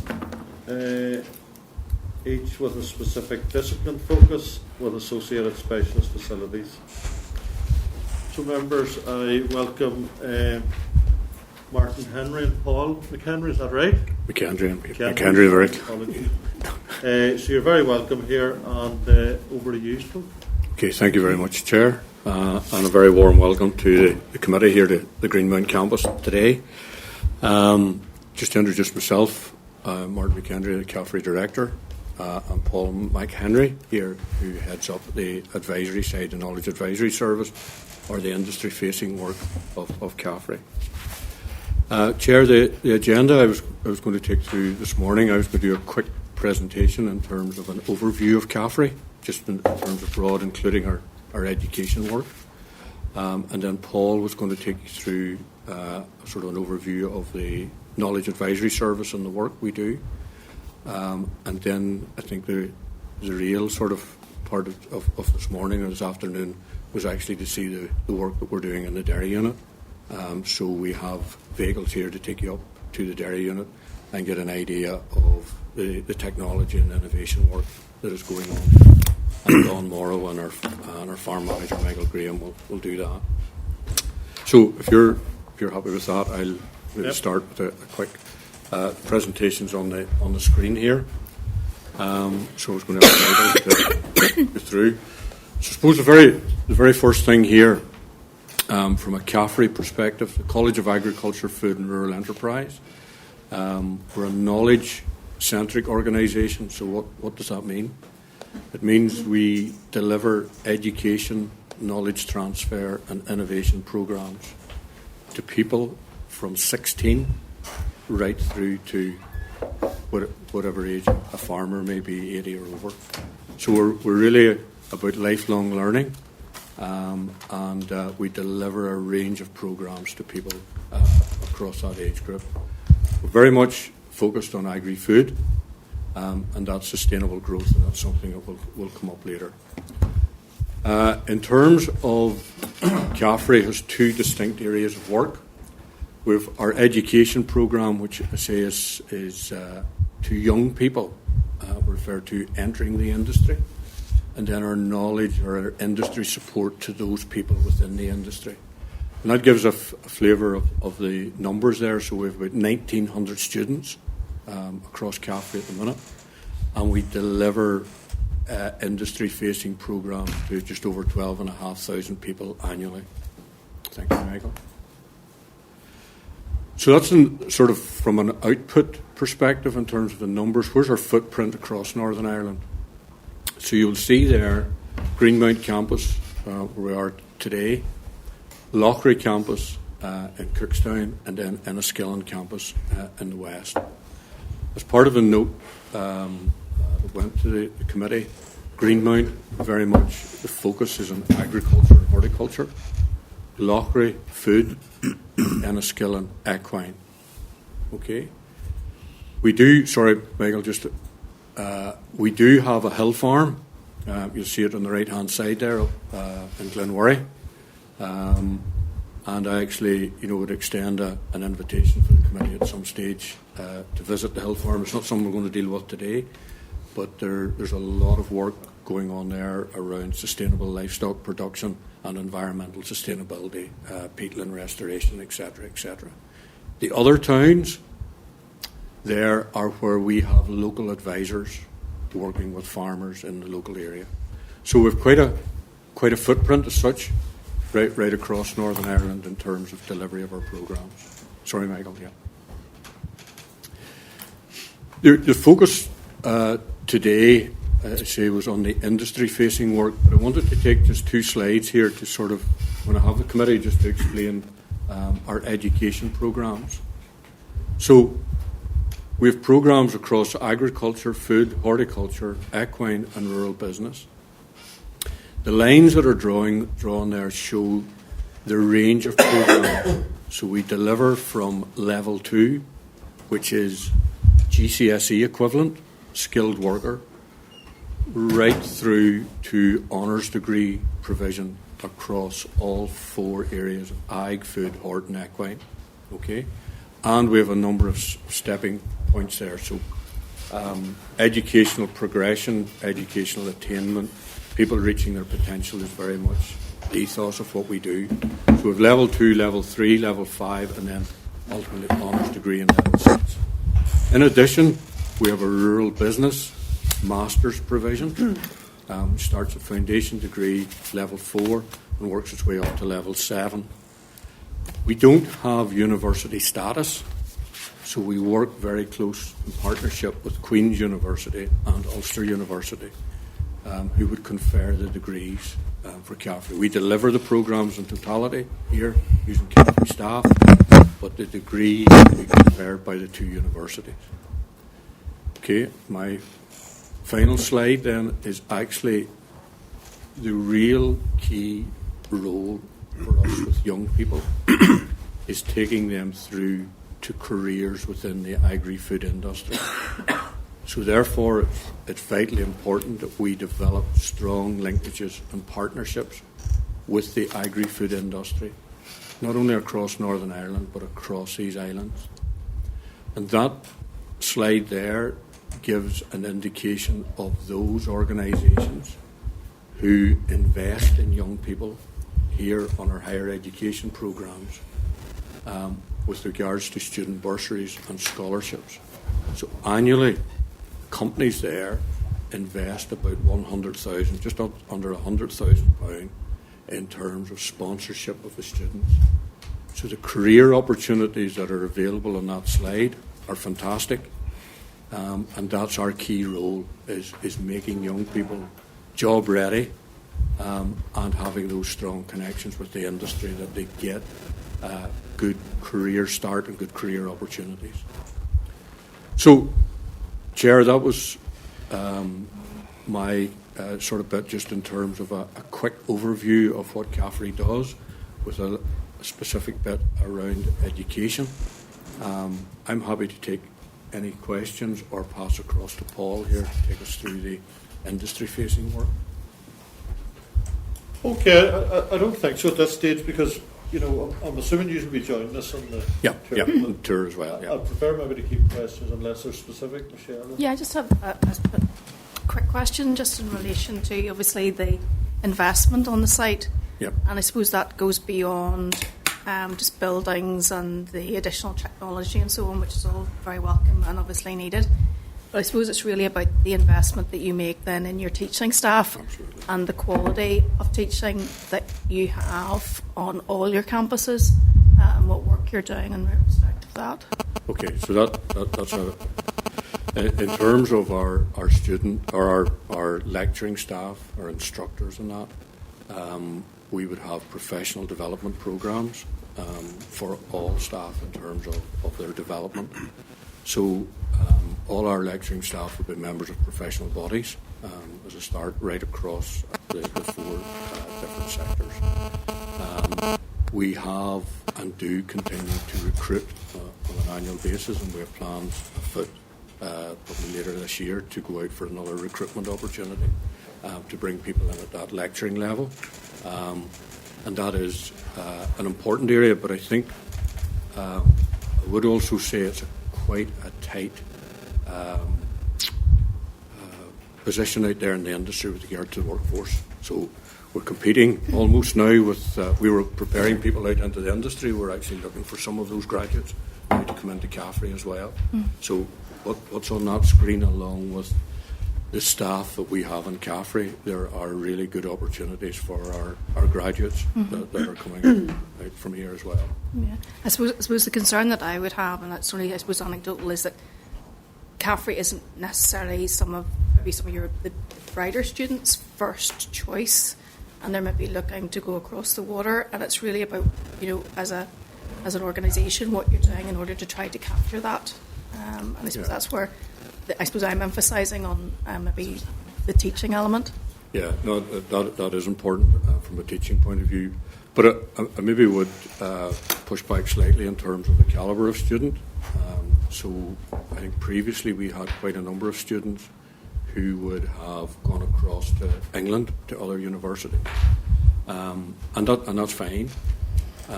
But there was a reason in there that we had an agricultural technology degree with Queen's, and the entry requirements were quite high in terms of an A and 2 Bs.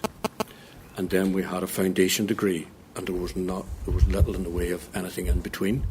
From 2021, we launched a sustainable agriculture degree, an honours degree here with UU.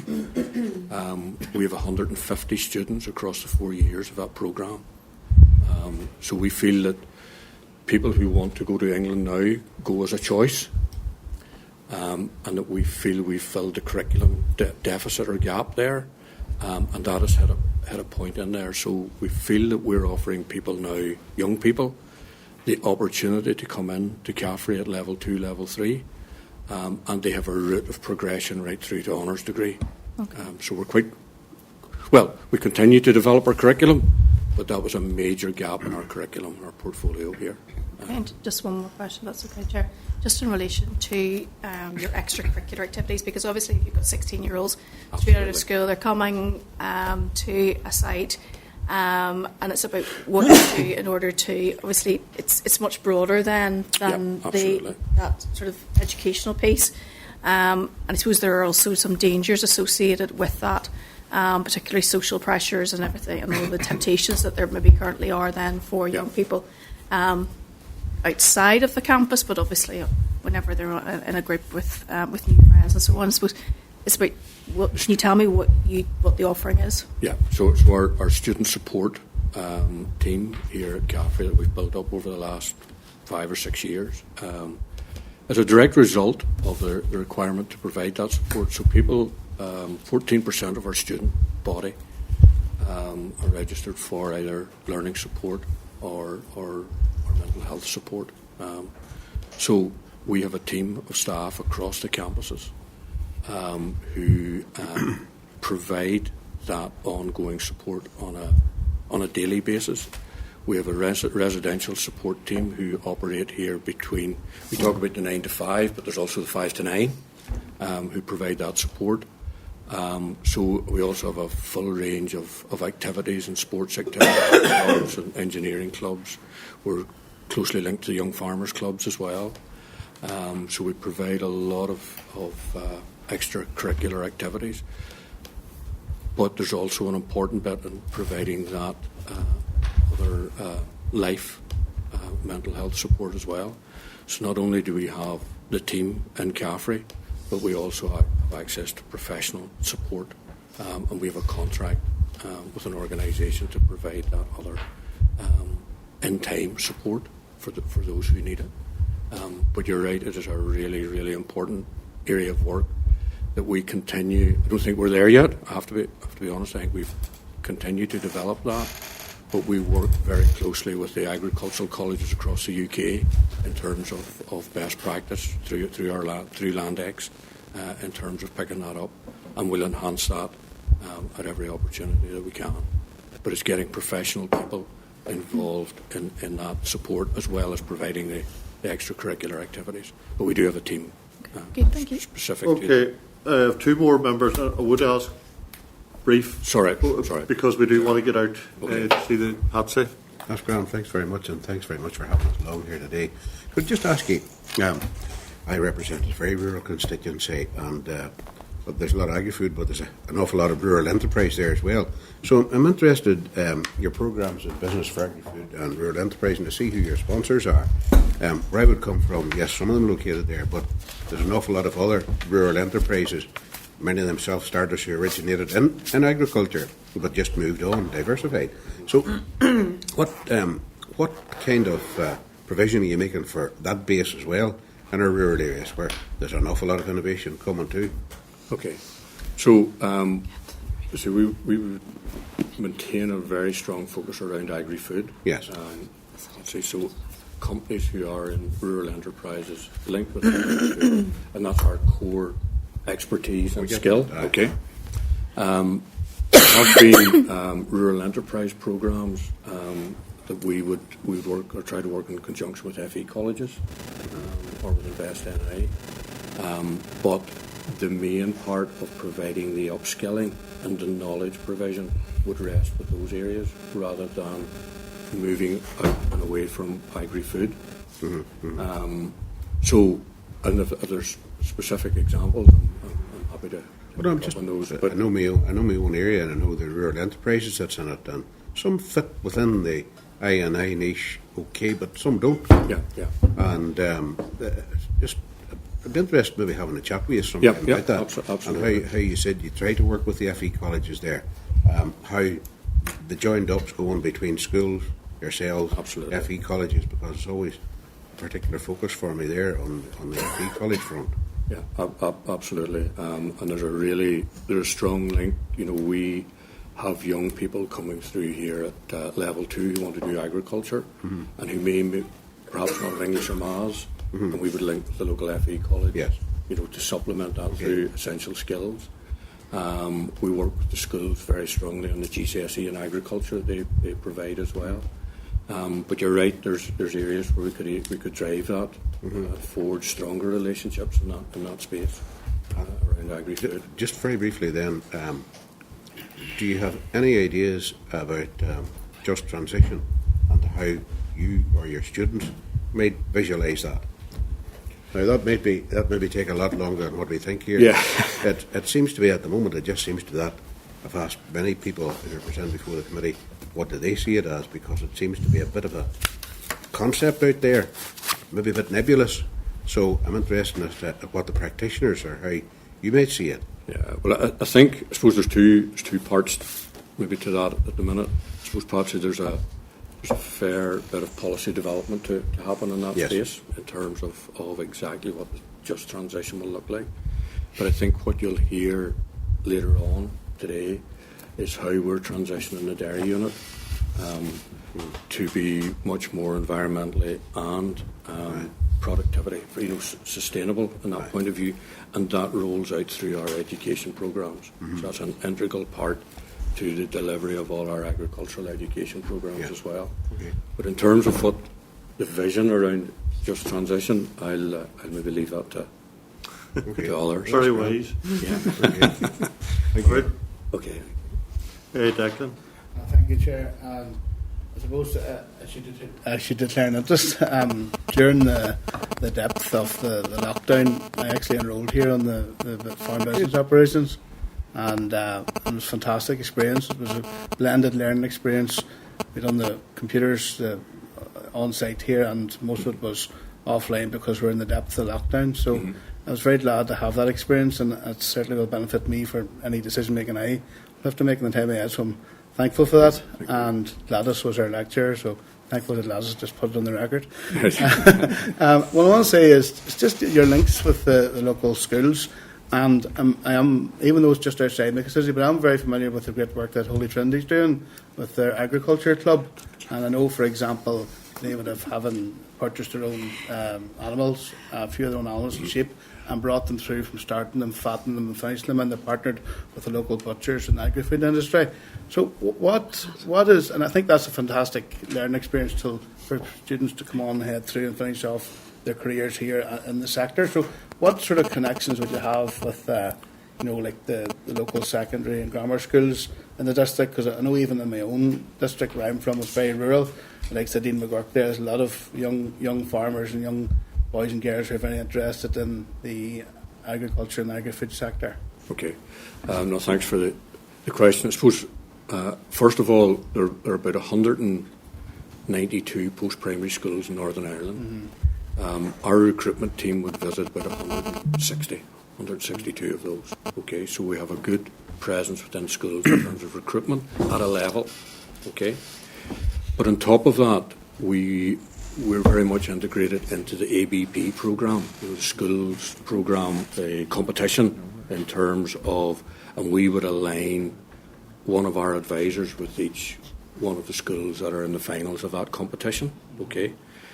And then, thirdly, we offer the opportunity to. We have a list of all the schools who are delivering GCSE in agriculture, and we offer them days here at Greenmount, the teachers, to sort of ensure some consistency around the programme, and also to make them aware of any new initiatives that are coming through, particularly in an environmental. Is that being integrated within the GCSE programme? So they have the opportunity, and have been here back in February, to be sort of upskilled, but just to get an awareness of agriculture and what's within the programme.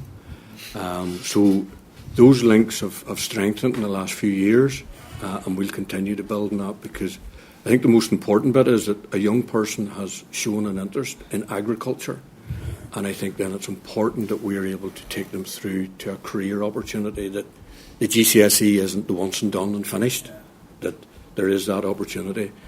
Our agriculture numbers in the last 6 years have risen by about 30% across FE and HE. They're record numbers now in agriculture. So those connections, we think, are so the GCSE in agriculture, I think, is driving numbers in Greenmount. It's not competition. I think that's what I want to say. And there's a real good opportunity to complement that. Well, that's good to hear that, and keep up the good work. Okay, thank you very much. Okay, Declan. Okay, Paul, over to you. Okay, thank you very much, Chair. Thank you. Thank you, Mike. Just to move on maybe to the first slide, and it's really, I wanted to really focus in particular around the farm itself, because I know that was the plan for today, was to get up around the dairy centre and see the work that we're doing there. Really just from the very start to set out that we don't do research, okay, but we're quite happy to work with any researcher if it's the most relevant research for the area, and to address some of the big challenges that are out there at the minute within the industry. However, what we do is actually take that research and then try and implement it in the CAFRE farms to address these big priorities that are coming down the line. And we're there really to take the risk out of the industry, so that the industry aren't actually adopting them. So we adopt them first, we'll try them, we'll test them, and if they work, well and good, and if they don't, then that's a lesson learned as well. And we'll go back and we'll work with our policy colleagues in the development of that. And then we roll that out to the industry either through awareness events, or larger scale training events, or through our groups. And we also have a network of demonstration farms, technology demonstrations farms out there. There's 41 of those across Northern Ireland at the moment. So that's really the focus of what we do and how we use the farms to do that. Okay, Michael? So in terms of the footprint, the size and scale of the farm, so the first slide, or the first line around the Greenmount campus, 1,300 hectares, which is large, but bear in mind that 1,000 hectares of that is at the Hill Farm, as Martin mentioned earlier, up at Glenwherry. And then over and above that, the dairy centre that we'll be going up to shortly, 160 hectares, the beef and sheep centre, which is at the Abbey Farm just across the road.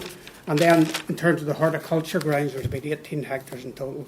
And then there's land also at Enniskillen campus of 52 hectares. And as Martin had highlighted previously, largely focused around equine. And then there's land also at Lara campus in Cookstown. In terms of, and to show our credentials and to show our commitment to the whole area of sustainability, we have what we call this leaf mark accreditation.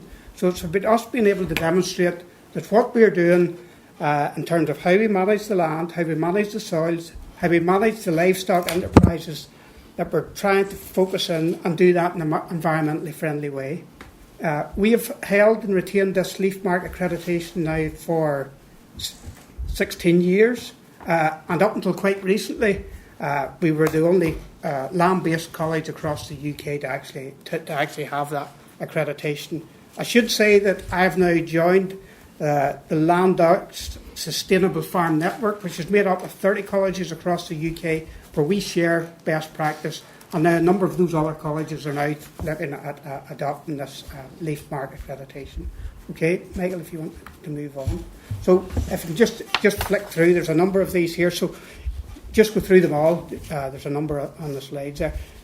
You'll be well aware there's a number of new policies either in development are already being rolled out, and I suppose the one there that we have a focus on, sorry, there's another one, just you're missing probably a big one there, around the whole Climate Change Act. So it's important that what we are doing in the CAFRE estate is actually supporting the delivery of these new policies. So next slide there, please, Michael.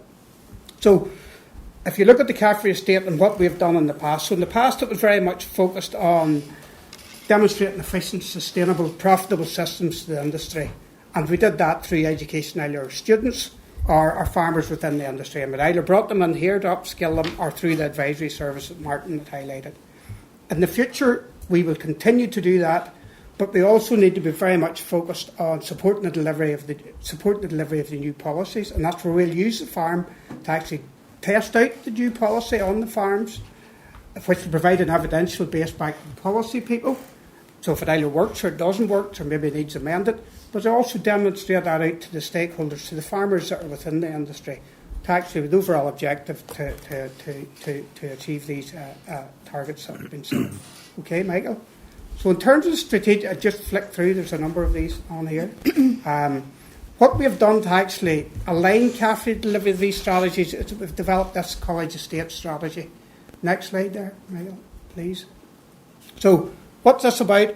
It's about the whole estate and our whole area of sustainability. So what we are doing, not just in the farms, but across the campuses, to deliver around the whole area of sustainability. We've set challenging, we've set challenging targets. They're a 10-year timescale, and we've implementation plans there in place. Okay, Michael?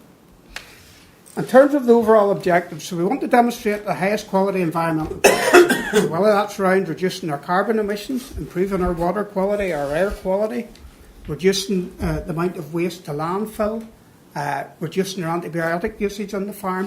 So there's a whole focus around trying to deliver on the environmental side. And then ultimately we want to demonstrate best practice in resilient, productive agriculture and horticulture and equine systems. And we want to demonstrate industry-leading plant and animal health and welfare standards, because it's very much closely linked to efficiency, and I'll show you a slide later about just the link between efficiency and environmental sustainability. And then we want to produce high-quality market-focused food. So there's no point of us producing something that the market doesn't want and the market needs.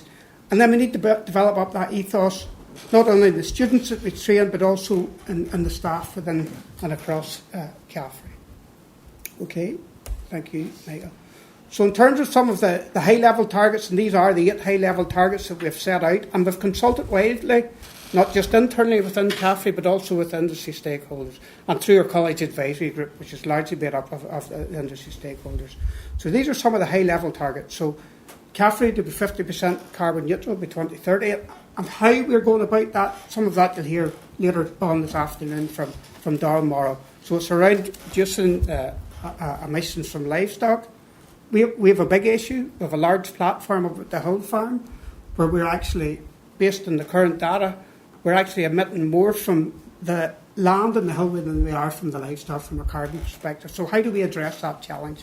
And that's what we're wanting to focus in on. Reducing antimicrobial usage by 95% by 2030. And again, Dawn will give you some more detail on how far we're on that journey within the dairy centre later on. In terms of habitats, we want them to be in favourable condition, and we want to improve the water quality across the CAFRE estate. And that may mean we're going to have to work closely with our neighbours, because we can do everything right within our platform, but there's others could be impacting that water quality that's flowing through our estate. We need to improve the air quality, and there's a big focus there in particular around ammonia, and some of the work you'll see this afternoon and how we have reduced ammonia emissions within our dairy centre to date, by whether it's using lower protein feeds, using different flooring systems, lessee equipment, covered stores, and some of that technology that's been used there. CAFRE land to be in good health status by 2030, eliminate the amount of waste by 2050 or 2025, and eliminate the use of peat in horticulture. And there's some of that work taking place out in the Hort Centre to look at the potential different growing media that can be used to replace the use of peat. Key thing to focus on here is that we're not going to be able to do this on our own. And just over the last period of time, we've actually set up these industry advisory groups. They're made up of representatives. I've used the example of the dairy centre, so we've reps there from the feed and fertiliser sides through NIEA, with the veterinary side on board, with the environmental organisations on board. And all of these people, it's as much actually to be challenging what we're doing and to challenge us that are we actually pushing things far enough and to actually get them buy-in in terms of what we're doing, so we get the broader industry support in what we're trying to deliver here. We will produce regular publications in terms of how we're progressing towards these targets, and Dawn Morrow will touch on these later. And there's a fluid nature of the implementation plans. As there's new science, new innovation comes out, we may have to tweak the targets that we have set within the plans. And overall, in terms of, if you look at the platform in 2030, at this point in time, we're looking to maintain our output and optimise our stocking rate. And we'll do that through improving the herd and flock efficiency. We're aiming to reduce cow weight, reduce the number of replacements that we carry. We want our blanket bog, in particular up at our hill farm, in peat accumulating condition, producing more homegrown feeds, reducing the level of fertiliser being used. That's through the use of other things like legumes and the use of clover. Zero fossil fuel usage across the campus by 2030, and net zero carbon emissions from our land, and the rebounding biodiversity. So trying to increase the amount of the biodiversity that we have across the farm. And this is just one on my second last slide. And it's really just to show, so these are all the dairy farms that we benchmark through business development groups. And we also carbon benchmark these farms, so we overmapped the financial information with the carbon data.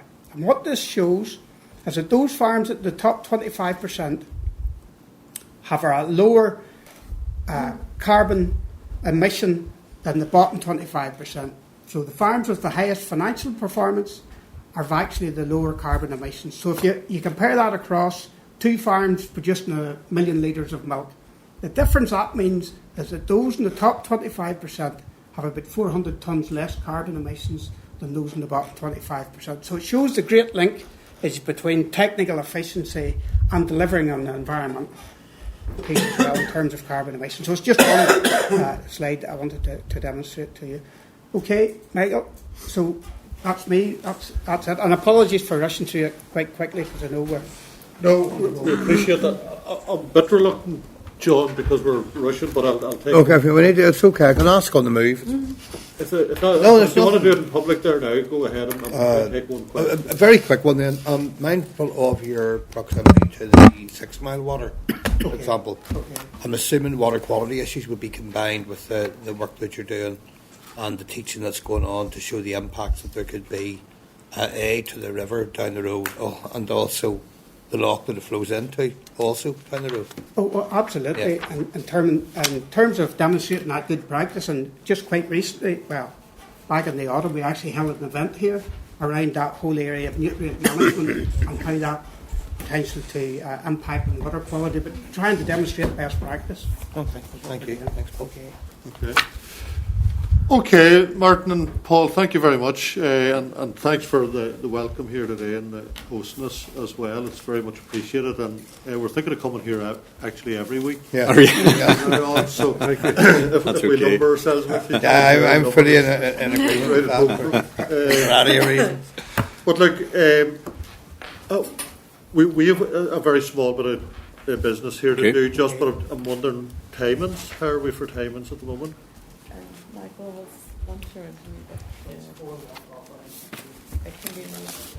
Really up to the committee what way around. Okay, committee members, there is some lunch booked here, but I would be keen to go up to the farm first, if that's fair enough. It'll only take us a couple of minutes getting through the rest of the business, so if we can plan to go then. Okay, we'll be outside, and there are buses here, so we'll take you directly up to it. Okay. Thank you. Thank you very much. Okay, thank you. So, members, we go straight into correspondence. You'll find them pages 95 to 130 of your pack, and at pages 8 to 16 of your table of papers. I'm only going to refer to a couple. There's one there at from Hennessy Ward, dated the 7th of June, at pages 104 to 116, with another proposed solution to blue-green algae issue in Loch Ness, using 2 complementary technologies. Members, we're getting some of these as a committee, and I'm assuming some individuals in the committee are getting them as well. So I do feel we need a process to deal with these, just, and my suggestion maybe is that we forward it to the department and write to Mr. Ward informing them of our action, if that's fair. Yep. Yeah. I'm not sure that we as a committee can deal with these ourselves as such, all the time. Okay, happy with that? Yep. Okay. Members, just at 9.5, pages 117, 118 of your package, just to bring to your attention, that the UK government plans to make a small technical amendment to devolve the simulated directive EU 1144/2014, which governs agri-food information provision and promotion measures. I think it's quite small. Sorry, Michelle. No, that's fine. Are you content to note that? It's just to bring it to your attention. If there's any other queries, let us know. And the only other item I'll bring to your attention, page 120 to 122 of your pack, and that's from the Clerk of the Committee for Infrastructure, with a copy of the committee's letter to the DAERA Minister asking him for his plans in relation to the issues raised in BBC Spotlight programme on Loch Ness. So we're happy to note that and ask him to keep us informed of any feedback. Okay, members, agenda item 10 is the draft forward work programme. Find it in pages 20 to 21 of your table of papers. You will note that we've switched to Thursday, 4th of July to Tuesday 2nd at 9:30 in room 29. And because next week there's quite a heavy meeting as well, and I know members are always keen to get away, could I ask your indulgence that maybe we start at 9:30 in the morning next Thursday and trying to get that moved on? Okay. Any other business? Nope. No. Okay, date and time of next meeting is Thursday the 20th of June, room 21 at 9:30, if that's okay. And we will now adjourn and go for a tour of the dairy facilities, which will be followed by lunch. Thank you very much.